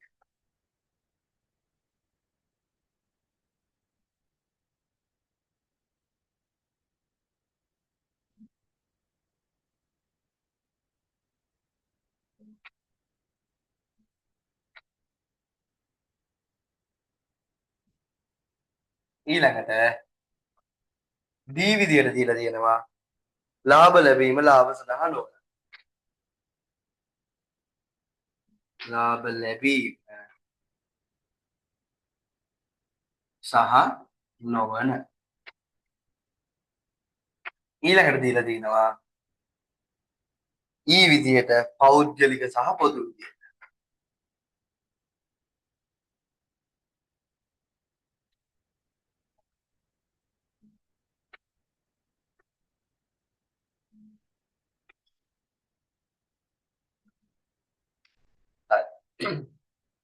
එතකොට ළමයි මෙන්න මේ වගේ ප්‍රශ්නයක් ගත්තාම මේකේ දීලා තියෙනවා ව්‍යාපාර වර්ගීකරණය කිරීමේ පදනම් මේක පැත්තක දීලා තියෙනවා එහා පැත්තේ දීලා තියෙනවා ව්‍යාපාර වර්ග. එතකොට ළමයි අපි කලිනුත් කතා කරා නිෂ්පාදනයේ ස්වභාවය අනුව අපි ව්‍යාපාර වර්ගීකරණය කරා ප්‍රාථමික ද්විතීක සහ තෘතීක විදිහට. එතකොට මෙන්න මේ ප්‍රාථමික ද්විතීක සහ තෘතීක කියන මෙන්න මේ ව්‍යාපාර වර්ග තුනම මේ C කියන පිළිතුරේ දීලා තියෙනවා. එතකොට A කියන අංක 1 කියන මේ පදනමට නිවැරදි පිළිතුර වෙන්නේ මෙන්න මේ C කියන පිළිතුර. ඊළඟට දීලා තියෙනවා නිෂ්පාදන අංශය අනුව අපි කතා කරා කෘෂිකාර්මික කාර්මික හා සේවා විදිහට තමයි අපි ව්‍යාපාර වර්ගීකරණය කරේ. එතකොට මෙන්න මේ දෙක කියන පදනමට නිවැරදි පිළිතුර වෙන්නේ පිළිතුර A වල තියෙන කෘෂි කාර්මික සහ සේවා කියන පිළිතුර. ඒ වගේම හිමිකාරීත්වය අනුව අපි දන්නවා ව්‍යාපාර වර්ගීකරණය කරනවා පෞද්ගලික අංශයේ ව්‍යාපාර සහ පොදු අංශයේ ව්‍යාපාර විදිහට. එතකොට E කියන පිළිතුර තමයි අංක 3ට නිවැරදි පිළිතුර වෙන්නේ. එතකොට අරමුණ අනුව අපි ව්‍යාපාර වර්ගීකරණය කරනවා ලාභ ලැබීම සහ ලාභ සඳහා නොවන ව්‍යාපාරයට. එතකොට ඒ පිළිතුර තියෙන්නේ පිළිතුරු D වල. ඒ වගේම අවසානයේදී දෙන පරිමාණය අනුව ගත්තාම සුළු මධ්‍ය සහ මහා විදිහට තමයි ගන්න. එතකොට නිවැරදි පිළිතුර වෙන්නේ D. එතකොට නිවැරදි පිළිතුර වෙනවා A අංක 1ට C 2ට A 3ට E සහ 4ට B. ඔන්න ඔය කියන පිළිතුරු 1ට C 2ට A 3ට E සහ 4ට B තියෙන පිළිතුර වෙන්නේ පිළිතුරු අංක 4. එතකොට 24 වෙනි ප්‍රශ්නයට ළමයි නිවැරදි පිළිතුර වෙන්නේ පිළිතුරු අංක 7. හරි. අපි යමු ඊළඟ ප්‍රශ්නෙට. ළමයි මේ කරගෙන යනවා වේගය වැඩි වගේ නම් ඔයගොල්ලෝ මැසේජ් එකක් දාන්න chat එකට. මොකද ළමයි මේ කියන්නේ මම ගොඩක් වේගෙන් යනවා කියලා මම නම් හිතන්නේ නැහැ. මොකද මම ඔයගොල්ලොන්ට අවශ්‍ය කරන පැහැදිලි කිරීම කරලා විෂය කරුණුත් මතක් කිරීමක් කරගෙන තමයි මම මේ පේපර් ක්ලාස් එක කරගෙන යන්නේ.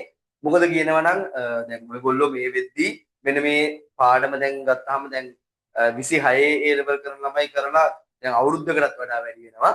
එතකොට 27 A level කරන ළමයි නම් දැන් පොඩි කාල සීමාවක් ඇතුළත තමයි මේක ඉගෙනගෙන තියෙන්නේ. එතකොට ඒ කට්ටියට ඉක්මනින් මතක් වීමක් වෙනවා. එතකොට ගොඩක් කියන්නේ 26 ළමයිට මේක ගොඩ කාලයකට කලින් කරපු පාඩමක්. ඉතින් ඒක නිසා මම නැවත පාඩමේ තියෙන විෂය කරුණු ආවර්ජනය කරමින් තමයි එන්නේ. ඒකට මොකද ඔයගොල්ලන්ට හොඳ අවබෝධයක් ලබා ගන්න පුළුවන් මේ ප්‍රශ්නෙට නිවැරදිව පිළිතුරු ලියන ගමන්ම අර විෂය කරුණු නැවත මතක ආවර්ජනය කරගෙන යන්න පුළුවන්කමක් ලැබෙන නිසා. හරි. අපි යමු 25 වෙනි ප්‍රශ්නෙට.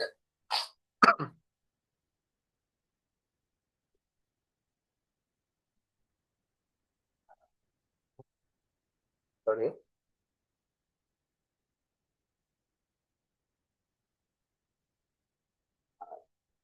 එතකොට ළමයි 25 වෙනි ප්‍රශ්නේ ගත්තාම 25 වෙනි ප්‍රශ්نين අපෙන් අහලා තියෙනවා වක්‍ර නිෂ්පාදනය යනු කුමක්ද?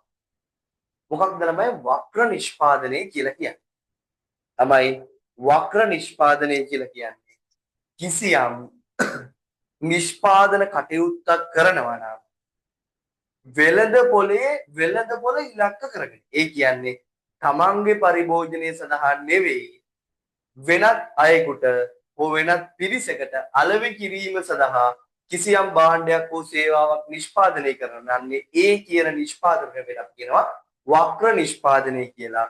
අපිට මේකෙදී මෙන්න මේ විදිහට පිළිතුරු ගත්තාම පිළිතුරු අංක 1 තියෙනවා සිය පරිභෝජනය සඳහා කරන නිෂ්පාදනය.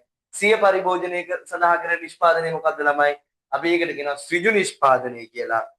වෙළඳපොළ සඳහා කරන නිෂ්පාදනය කියලා තියෙනවා.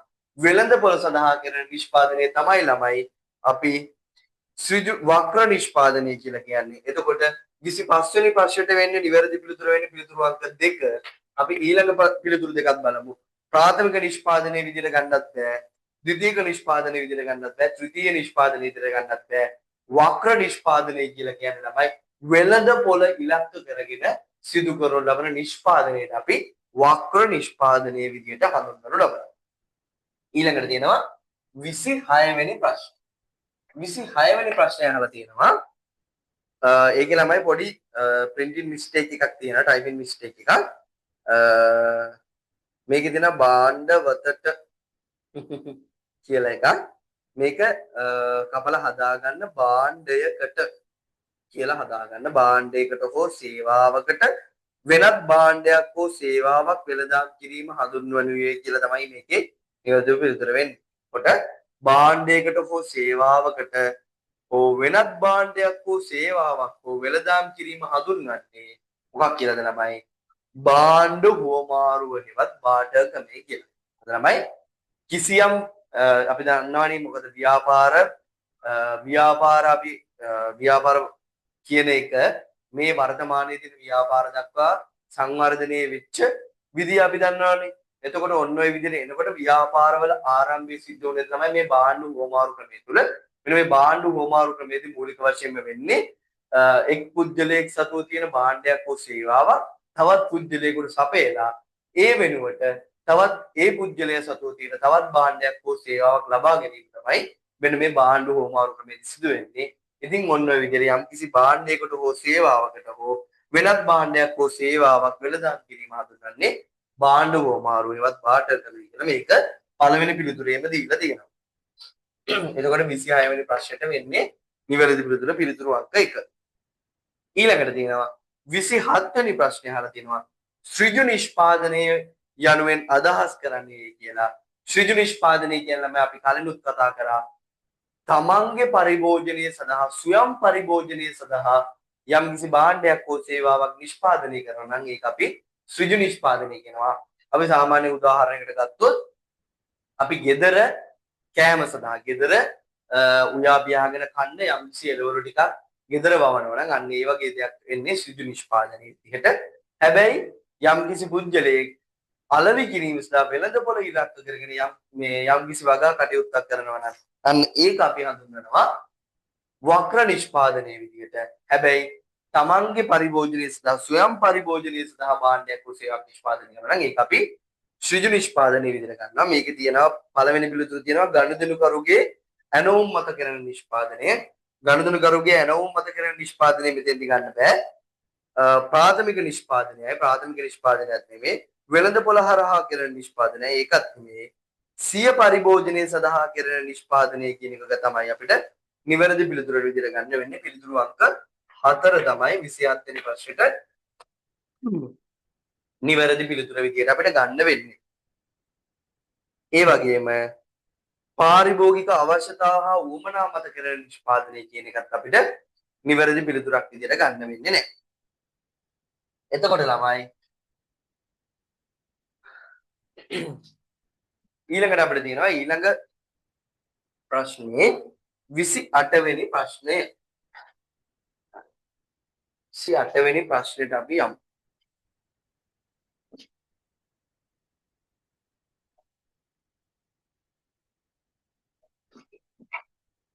ළමයි මේ කතා කරපු ප්‍රශ්නවල මොනවාම හරි ප්‍රශ්නයක් තියෙනවා නම් ගැටලුවක් තියෙනවා නම් chat එකට දාන්න. නොතේරිච්ච තැනක් තියෙනවා නම් ඒත් chat එකට දාන්න. හරි. අපි යමු 28 වෙනි ප්‍රශ්නෙට. විද්‍යුත් වාණිජ්‍ය හා බැඳුණු වෙළඳපොළ. විද්‍යුත් වාණිජ්‍ය කියන්නේ මොකක්ද? අපි විද්‍යුත් වාණිජ්‍ය ගැන කතා කරනවා, ව්‍යාපාර ගැන කතා කරනවා. වාණිජ්‍ය කියලා කියන්නේ ළමයි අපි විද්‍යුත් වාණිජ්‍ය ගැන නතුව වාණිජ්‍ය කියන එක ගැන කතා කරමු. වාණිජ්‍ය කියන්නේ ළමයි යම්කිසි භාණ්ඩයක් හෝ සේවාවක් නිෂ්පාදනය කරලා ඒක පාරිභෝගිකයා දක්වා යන ක්‍රියාවලියටනේ අපි වාණිජ්‍ය කියලා කියන්නේ ළමයි. එතකොට ඒකෙදි මූලික වශයෙන්ම අපිට ගන්න පුළුවන් වෙළඳාම සහ උපකාරක සේවාවල එකතුව අපිට වාණිජ්‍ය විදිහට හඳුනා ගන්න පුළුවන්. එතකොට මෙන්න මේ විද්‍යුත් වාණිජ්‍ය කියලා කියන්නේ මෙන්න මේ විද්‍යුත් sannivedana තාක්ෂණයත් එක්ක දියුණු වෙලා වර්තමානයේ වන විට සිද්ධ වෙන මෙන්න මේ විද්‍යුත් අවකාශය තුළ සිද්ධ වෙන වෙළඳාම සහ උපකාරක සේවා අඩංගු ක්‍රියාවලියකට තමයි අපි විද්‍යුත් වාණිජ්‍ය කියලා කියන්නේ. මෙන්න මේ විද්‍යුත් වාණිජ්‍ය විදිහට හඳුන්වන්නේ අපි අවශ්‍යතාව වෙළඳපොළ කියලා හඳුනා ගන්න බෑ. නිෂ්පාදිත වෙළඳපොළ කියලා ගන්නත් බෑ. ස්ථානීය වෙළඳපොළ කියලා හඳුනන්නත් බෑ. සංයුක්ත වෙළඳපොළත් නෙමෙයි ළමයි. අවකාශ වෙළඳපොළ කියලා. මොකද විද්‍යුත් අවකාශයක් හරහා තමයි භාණ්ඩ හා සේවා වෙළඳාම කටයුතු සහ උපකාරක කටයුතු වේවත් මෙන්න මේ වාණිජ්‍යමය කටයුතු මූලික වශයෙන් සිද්ධ වෙන්නේ විද්‍යුත් අවකාශයක් තුලන්නේ. ඒක නිසා මෙන්න මේ විද්‍යුත් වාණිජ්‍ය කියන එක අපි හඳුන්වන්නේ අවකාශ වෙළඳපොළ එක තමයි මෙන්න මේ විද්‍යුත් වාණිජ්‍ය බැඳිලා තියෙන්නේ. ඒ නිසා 28 වෙනි ප්‍රශ්නෙට නිවැරදි පිළිතුර විදිහට අපිට පිළිතුරු අංක 5 තමයි ගන්න වෙන්නේ. ඊළඟට කියනවා යම් භාණ්ඩයකට හෝ සේවාවකට ඇති ඉල්ලුම රඳා පවතින්නේ. ළමයි මෙන්න මේ ඉල්ලුම කියන එක ගත්තාම ඉල්ලුම අපි සාමාන්‍යයෙන් ඉල්ලුම කියලා කියන්නේ අපි යම්කිසි අපි සරල අර්ථයෙන් ගත්තොත් යම්කිසි භාණ්ඩයකට හෝ සේවාවකට තියෙන කැමැත්ත කියලානේ අපිට නිකන් සාමාන්‍යයෙන් ඉල්ලුම කියන වචනය වුණාම එන්නේ. හැබැයි ළමයි මෙන්න මේ ඉල්ලුම කියන එක අපි ව්‍යාපාරික වශයෙන් ව්‍යාපාර අධ්‍යයනය කියන විෂයට අදාළව අපි කතා කරද්දී ඉල්ලුමට මූලික වශයෙන්ම සඵල ඉල්ලුමක් කියන එකක් ඇති වෙන්න මූලික වශයෙන්ම ඉටු හේතු කරුණු තුනක් තියෙනවා. මෙන්න මේ ව්‍යාපාර අධ්‍යයනය කියන විෂයට අදාළව ළමයි පළවෙනි කරුණ තමයි යම් භාණ්ඩයක්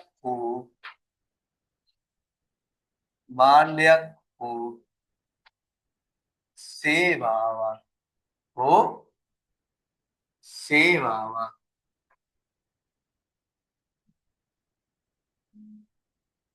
මිලට ගැනීමට මිලට ගැනීමේ කැමැත්ත හේවත් උවමනාවක් තියෙන්න ඕන. ඒවත් උවමනාවක් තියෙන්න ඕන. ඒ වගේම භාණ්ඩයක් හෝ සේවාවක් මිලදී ගැනීමට ඒ පුද්ගලයාට හැකියාවක් තියෙන්නත් ඕන. හැකියාවක්. එහෙම නැත්නම් අපි ඒකට කියනවා ක්‍රය ශක්තිය කියලාත් අපි කියනවා. කියන්නේ යම්කිසි භාණ්ඩයක් මිලදී ගැනීමට මුදල් තියෙන්න ඕන කියන එක තමයි ළමයි මෙතන කියලා කියන්නේ. ක්‍රය ශක්තිය. ඔන්න ඔය කියන දෙකත් එක්කම මෙන්න මේ භාණ්ඩය හෝ සේවාව මිලදී ගැනීමට ඒ පුද්ගලයා සතුව සූදානමකුත් තියෙන්න ඕන. මිලට ගැනීමේ සූදානම.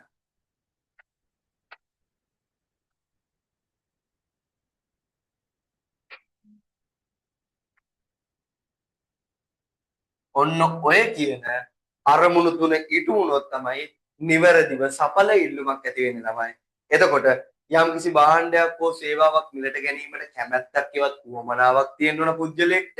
ඒ වගේම එම භාණ්ඩය හෝ සේවාව මිලට ගැනීම සඳහා හැකියාවක් ඉවත් ක්‍රය ශක්තිය කියන්නේ මිලට ගැනීමට මුදල් තියෙන්න ඕන.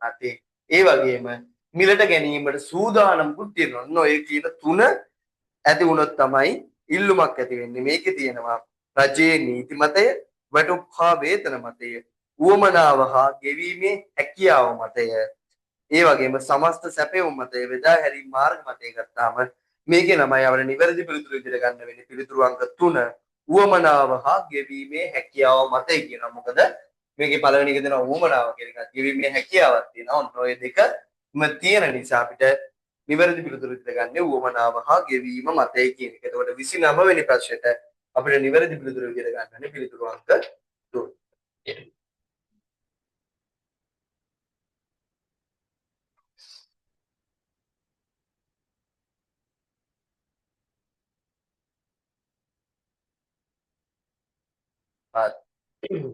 එතකොට තමයි අපි ඊළඟ ප්‍රශ්නෙට ගියොත් 30 වෙනි ප්‍රශ්නේ තියෙනවා.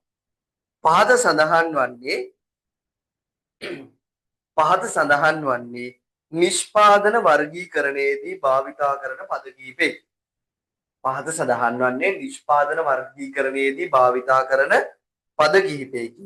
මේ අතරින් සමාන අර්ථයක් ගෙන දෙන පද ඇතුළත් කාණ්ඩය තෝරන්න කියනවා. මේකේ අංගකට තියෙනවා ප්‍රාථමික, ද්විතීක, තෘතීක, කාර්මික,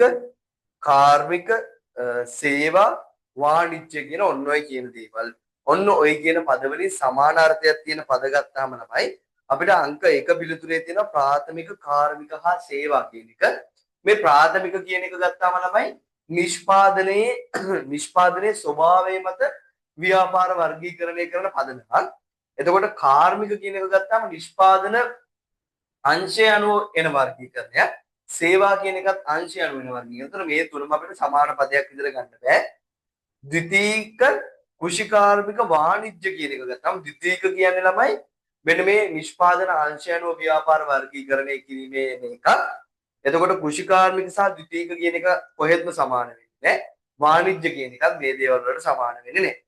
එතකොට තෘතීක, කාර්මික, වාණිජ්‍ය වෙන්නේ මේක ගත්තාම ළමයි තෘතීය සහ වාණිජ්‍ය කියන දෙක අපිට සමාන විදිහට ගන්න පුළුවන්. මොකද තෘතීය කියලා කියන්නේ සේවාවන්, වාණිජ්‍ය කියන එකක් ගත්තාම ළමයි වෙළඳාම් සහ උපකාරක සේවාවල එකතුවට තමයි අපි තෘතීය මේ වාණිජ්‍ය කියලා කියන්නේ. වෙළඳාම කියන්නේත් අපිට සේවාවක් විදිහට ගන්න පුළුවන්. ඉතින් එතකොට මෙන්න මේ තෘතීය සහ වාණිජ්‍ය කියන දෙකම අපිට සමානාර්ථ විදිහට ගන්න පුළුවන්. හැබැයි කාර්මික කියන එක මේකෙදි නිවැරදි පිළිතුරු විදිහට ගන්න බෑ. හතරවෙනි එක ගත්තාම කාර්මික, ද්විතීක, වාණිජ්‍ය කියන එකක් ගන්න බෑ. හැබැයි තෘතීක, සේවා සහ වාණිජ්‍ය කියන මේ තුනම සමානව ගන්නවා. මොකද තෘතීක කියලා කියන්නේ මෙන්න මේ සේවාවන් වලට තමයි. වාණිජ්‍ය කියලා කියන්නේ තමයි වෙළඳාම සහ උපකාරක සේවාවල එකතුවට අපි වාණිජ්‍ය කියලා කියනවා. ඉතින් එතකොට වාණිජ්‍ය කියන එකත් සේවාවක්ම තමයි. එතකොට මේකෙදී 30 වෙනි ප්‍රශ්නයට අපිට නිවැරදි පිළිතුර විදිහට ගන්නනේ පිළිතුරු අංක 5. හරි. එතකොට ළමයි අපි බහුවර්ණ ප්‍රශ්න 30ටම මේ වෙනකොට අපි උත්තර ලියලා අවසන් කරා. එතකොට අපි එක් ප්‍රශ්නයකින් එකට සාමාන්‍ය සංකීර්ණ ප්‍රශ්න තිබ්බනම් අපි ඒ සම්බන්ධව විශ්ලේෂණාත්මකව අපි කතා කරා. ඒ වගේම අපි තියරි කොටසුත් මේ ප්‍රශ්නත් එක්කම සාකච්ඡා කරමින් තමයි අපි මේ දක්වා ආවේ. එතකොට මෙන්න මේ ප්‍රශ්න 30ටම අපි පිළිතුරු සපයලා ඉවරයි. මේ ප්‍රශ්න 30 ඇතුළත යම් කිසි ගැටලුවක් හෝ කිසියම් ගැටලුවක් තියෙනවා නම් මැසේජ් එකක් දාන්න නැත්නම් WhatsApp group එක හරහා මාව දැනුවත් කරන්න. හරි. එතකොට අපි ඊළඟට තියෙන ළමයි 30 පුරවන ප්‍රශ්න. සාමාන්‍යයෙන් අපි දන්නවා A level exam එකේ අපිට හම්බෙන පේපර් එකක් සාමාන්‍ය අපිට පේපර් දෙකක් හම්බ වෙනවා. පළවෙනි කොටස පැය දෙකකින් සමන්විත වෙනවා. මේ පැය දෙකකින් සමන්විත පළවෙනි කොටස පේපරේ බහුවර්ණ ප්‍රශ්න 30ක් තියෙනවා. ඊට අමතරව හිස්තැන් පුරවන ප්‍රශ්න 20කින් සමන්විත වෙන ප්‍රශ්න 50කින් සමන්විත වෙන පේපරයක් දෙන්නේ. ඒකට ව්‍යාපාර සංකල්පය හැඳින්වීම කියන මේ පළවෙනි පාඩමට අදාළව මම සකස් කරපු මේ පේපර් එකත් පළවෙනි පාඩමේ සෑම කොටසක්ම ආවරණය වෙන ආකාරයේ බහුවර්ණ ප්‍රශ්න 30කින් සහ හිස්තැන් පුරවන ප්‍රශ්න 20කින් සමන්විත වෙන පේපරයක් තමයි මම ඔයගොල්ලන්ට දීලා තියෙන්නේ. එතකොට තමයි අපි යමු මේ හිස්තැන් පුරවන ප්‍රශ්න ටිකට. එතකොට 31 වෙනි ප්‍රශ්නේ තමයි අපිට මුලින්ම තියෙන්නේ 31 වෙනි ප්‍රශ්නේ තියෙනවා ළමයි. ගැනුම්කරුවන් හා විකුණුම්කරුවන් සම්බන්ධ කරන ඕනෑම අවස්ථාවක් හිස්තැනක් තියෙනවා ලෙස හැදින්නේ. මොකද ළමයි? ගැනුම්කරුවන් සහ විකුණුම්කරුවන් සම්බන්ධ කරන ඕනෑම තැන. ගැනුම්කරුවන් කියන්නේ කවුද ළමයි? ගැනුම්කරුවන් කියන්නේ කිසියම් භාණ්ඩයක් හෝ සේවාවක් මිලදී ගන්න පාර්ශ්ව. විකුණුම්කරුවන් කියන්නේ කවුද ළමයි? කිසියම් භාණ්ඩයක් හෝ සේවාවක් අලෙවි කරන පාර්ශ්වය. එතකොට ඔන්න ඔය කියන භාණ්ඩ විකුණන අයයි භාණ්ඩ ගන්න අයයි මේ දෙගොල්ලම සම්බන්ධ වෙන ස්ථානයට අපි කිව්වා මොකක්ද ළමයි? වෙළඳ පොළ කියලා තමයි අපි හඳුන්වන්නේ. එතකොට ගැනුම්කරුවන් හා විකුණුම්කරුවන් සම්බන්ධ කරන ඕනෑම අවස්ථාවක් අපිට වෙළඳ පොළක් විදියට හඳුන්වන්න පුළුවන්. එතකොට 31 වෙනි ප්‍රශ්නට නිවැරදි පිළිතුර වෙන්නේ වෙළඳ පොළක් කියන පිළිතුර. වෙළඳ පොළ.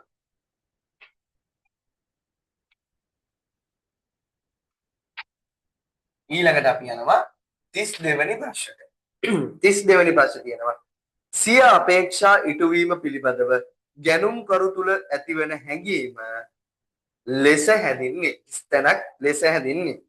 සිය අපේක්ෂා ඉටුවීම පිළිබඳව ගනුදෙනු කරු. ගනුදෙනු කරුවා කියන්නේ යම්කිසි භාණ්ඩයක් හෝ සේවාවක් මිලදී ගන්න පාර්ශ්වය, මිලදී ගන්න කෙනා. මෙන්න මෙයාගේ අරමුණක් තියෙනවානේ. අපි ළමයි කඩේකට ගිහිල්ලා පෑනක් ගන්නවා, පොතක් ගන්නවා, කෑමක් මිලදී ගන්නවා. ඒ හැම දෙයක්ම කරන්නේ අපේ යම්කිසි අරමුණක් ඉටු කරගන්නනේ. සරලව අපි දැන් මේ චෝක් කෑල්ලම මේ චෝක් කෑල්ල මම මිලදී ගන්න ළමයි මේ චෝක් කෑල්ලේ මට මේ ග්‍රීන් බෝඩ් එකේ හොඳට ලස්සනට ලියන්න පුළුවන් නම් ලියා ගන්න තමයි මම මේක ලියන්නේ. එතකොට මෙන්න මේ කියන අරමුණ මත මම මේ චෝක් කෑල්ල මිලදී ගත්තා නම් මේ චෝක් කෑල්ල තුලින් මට හොඳට මේකේ කිසිම ප්‍රශ්නයක් නැතුව ලියා ගන්න හැකියාව ලැබෙනවා නම් මගේ අරමුණ ඉටු වෙලා තියෙනවා. අන්න ඒකට අපි කියනවා තෘප්තිය කියලා. මෙන්න මේ තෘප්තිය ඒ කියන්නේ අපේ අරමුණ ඒවත් තෘප්තිය ඉටු වෙනවා නම් තමයි අපි මේ බාන්නේ මිලදී ගන්න. එතකොට සිය අපේක්ෂා ඉටු වීම පිළිබඳ පාරිභෝගිකයා තුළ ඇතිවෙන හැඟීමට අපි කියනවා තෘප්තිය කියලා. පාරිභෝගික තෘප්තිය කියලා අපි හඳුන්වනවා. මෙතනදී අපිට තෘප්තිය කියලා නිවැරදි පිළිතුර දාන්න පුළුවන්. තෘප්තිය.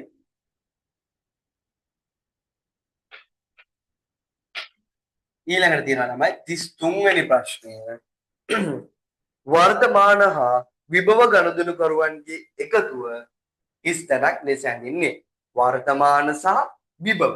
වර්තමාන සහ විභව කියලා කියන්නේ ළමයි අද ඉන්න කට්ටිය, ඒ කියන්නේ අද ව්‍යාපාරික කටයුතු කරගෙන යන අය සහ විභව කියන්නේ අනාගතයේ ඇති වෙන්න සිටින අනාගතයේදී අපේ භාණ්ඩ හා සේවා මිලදී ගන්න බලාපොරොත්තු වෙන සිටින කට්ටිය. මෙන්න මේ වර්තමාන සහ විභව ගනුදෙනුකරුවන්ගේ එකතුව අපිට පාරිභෝගිකයෝ විදියට හඳුන්වන්න පුළුවන්. ඒ කියන්නේ අපිට පාරිභෝගිකයෝ විදියට අපිට හඳුන්වන්න පුළුවන්.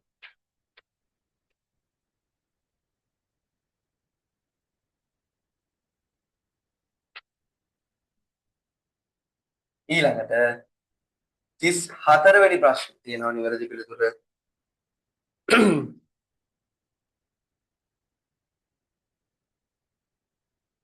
හරි.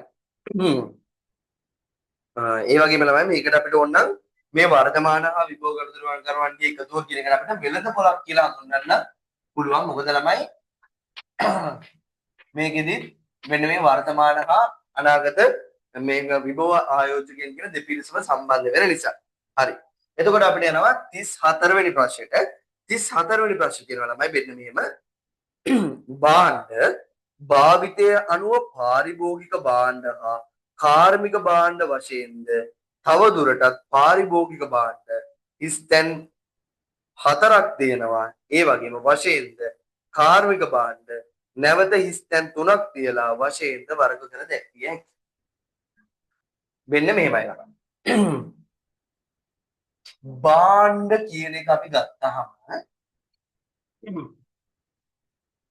මෙන්න මේ භාණ්ඩ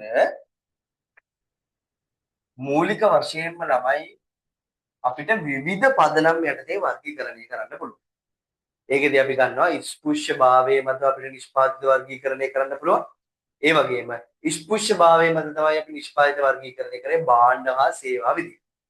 ඔන්න ඔය විදිහට ආපු වෙන්න මේ භාණ්ඩ කියන එක අපි පදනම් දෙකක් යටතේ අපිට පදනම් තුනක් යටතේ අපිට වර්ග කරන්න පුළුවන්. එකක් තමයි භාවිතය අනුව වර්ගීකරණය කරන්න පුළුවන්. ඒ වගේම අපිට භාවිතය අනුව ඊළඟට අවශ්‍යතාවය මත අපිට වර්ගීකරණය කරනවා. ඒ වගේම පුළුල් පදනමක් යටතේත් අපිට වර්ගීකරණය කරන්න. එතකොට ළමයි මෙතෙන්දී අපිට හඳුන්වලා දීලා තියෙන්නේ භාවිතය අනුව මෙන්න මේ භාවිතය කියන පදනම යටතේ අපිට මෙන්න මේ භාණ්ඩ මූලික වශයෙන් අපිට වර්ගීකරණය කරන්න පුළුවන් ළමයි පාරිභෝගික භාණ්ඩ සහ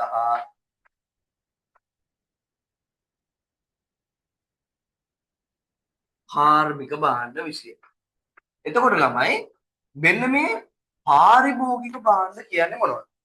පාරිභෝගික භාණ්ඩ කියන්නේ ළමයි කිසියම් භාණ්ඩයක් හෝ සේවාවක් නිෂ්පාදනය කරන මෙන්න මේ භාණ්ඩය හෝ සේවාව අපි භාවිතා කරන්නේ අවසාන පරිභෝජනයේ. කියන්නේ අපි ඒක අපේ කිසියම් අවශ්‍යතාවයකට අපි දන්නවනේ භාණ්ඩයක් හෝ සේවාවක් නිෂ්පාදනය කරන්නේ මිනිස් අවශ්‍යතාව වුණා තෘප්තිමත් කරන්න කියලා. අන්න ඒ කියන භාණ්ඩය අපි යොදාගෙන අපේ අවශ්‍යතාවය හා උවමනාව තෘප්තිමත් කරනවා නම් කරලා ඒ භාණ්ඩය ඉවර වෙලා යනවා නම් අන්න ඒ වගේ භාණ්ඩ වලට අපි කියනවා පාරිභෝගික භාණ්ඩ කියලා. කාර්මික භාණ්ඩ කියන්නේ ළමයි වෙනත් භාණ්ඩයක් හෝ සේවාවක් නිෂ්පාදනය කිරීමට අපි යොදා ගන්න භාණ්ඩ වලට අපි කියනවා මොනවද? කාර්මික භාණ්ඩ කියලා. එතකොට ළමයි මෙන්න මේ කියපු පාරිභෝගික භාණ්ඩ අපිට මූලික වශයෙන් අපිට තව කොටස් හතරකට බෙදන්න පුළුවන්. ඒවා තමයි පහසු භාණ්ඩ,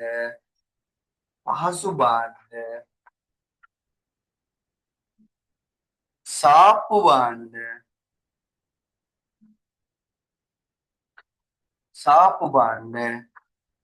පහසු භාණ්ඩ, සාප්පු භාණ්ඩ, පහසු භාණ්ඩ, සාප්පු භාණ්ඩ, විශේෂිත භාණ්ඩ සහ නොසෙවූ භාණ්ඩ වශයෙන්.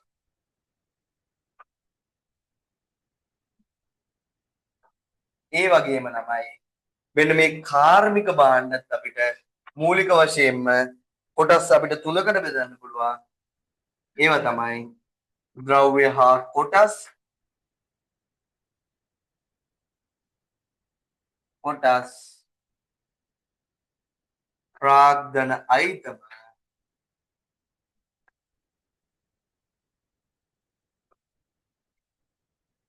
ප්‍රාග්ධන අයිතම සහ සැපයුම් හා ව්‍යාපාර සේවා වශයෙන්.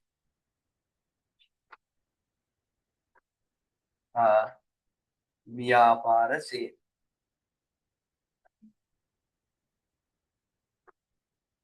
ඔන්න ඔය විදිහට තමයි ළමයි අපිට මෙන්න මේ භාවිතය අනුව භාණ්ඩ වර්ගීකරණය කරන්න පුළුවන් වෙන්නේ මූලික වශයෙන්ම.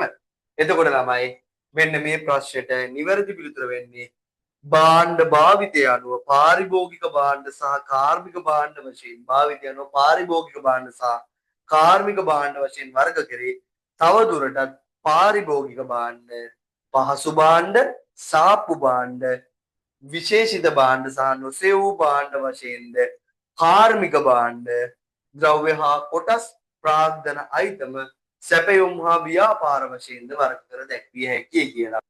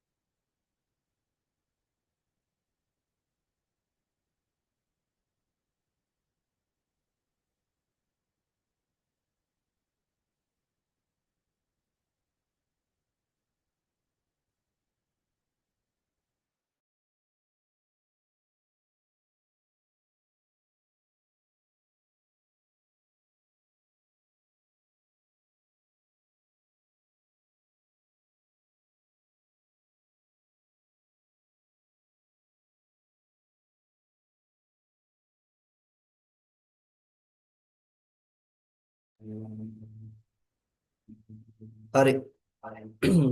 තමයි එහෙනවා නේද?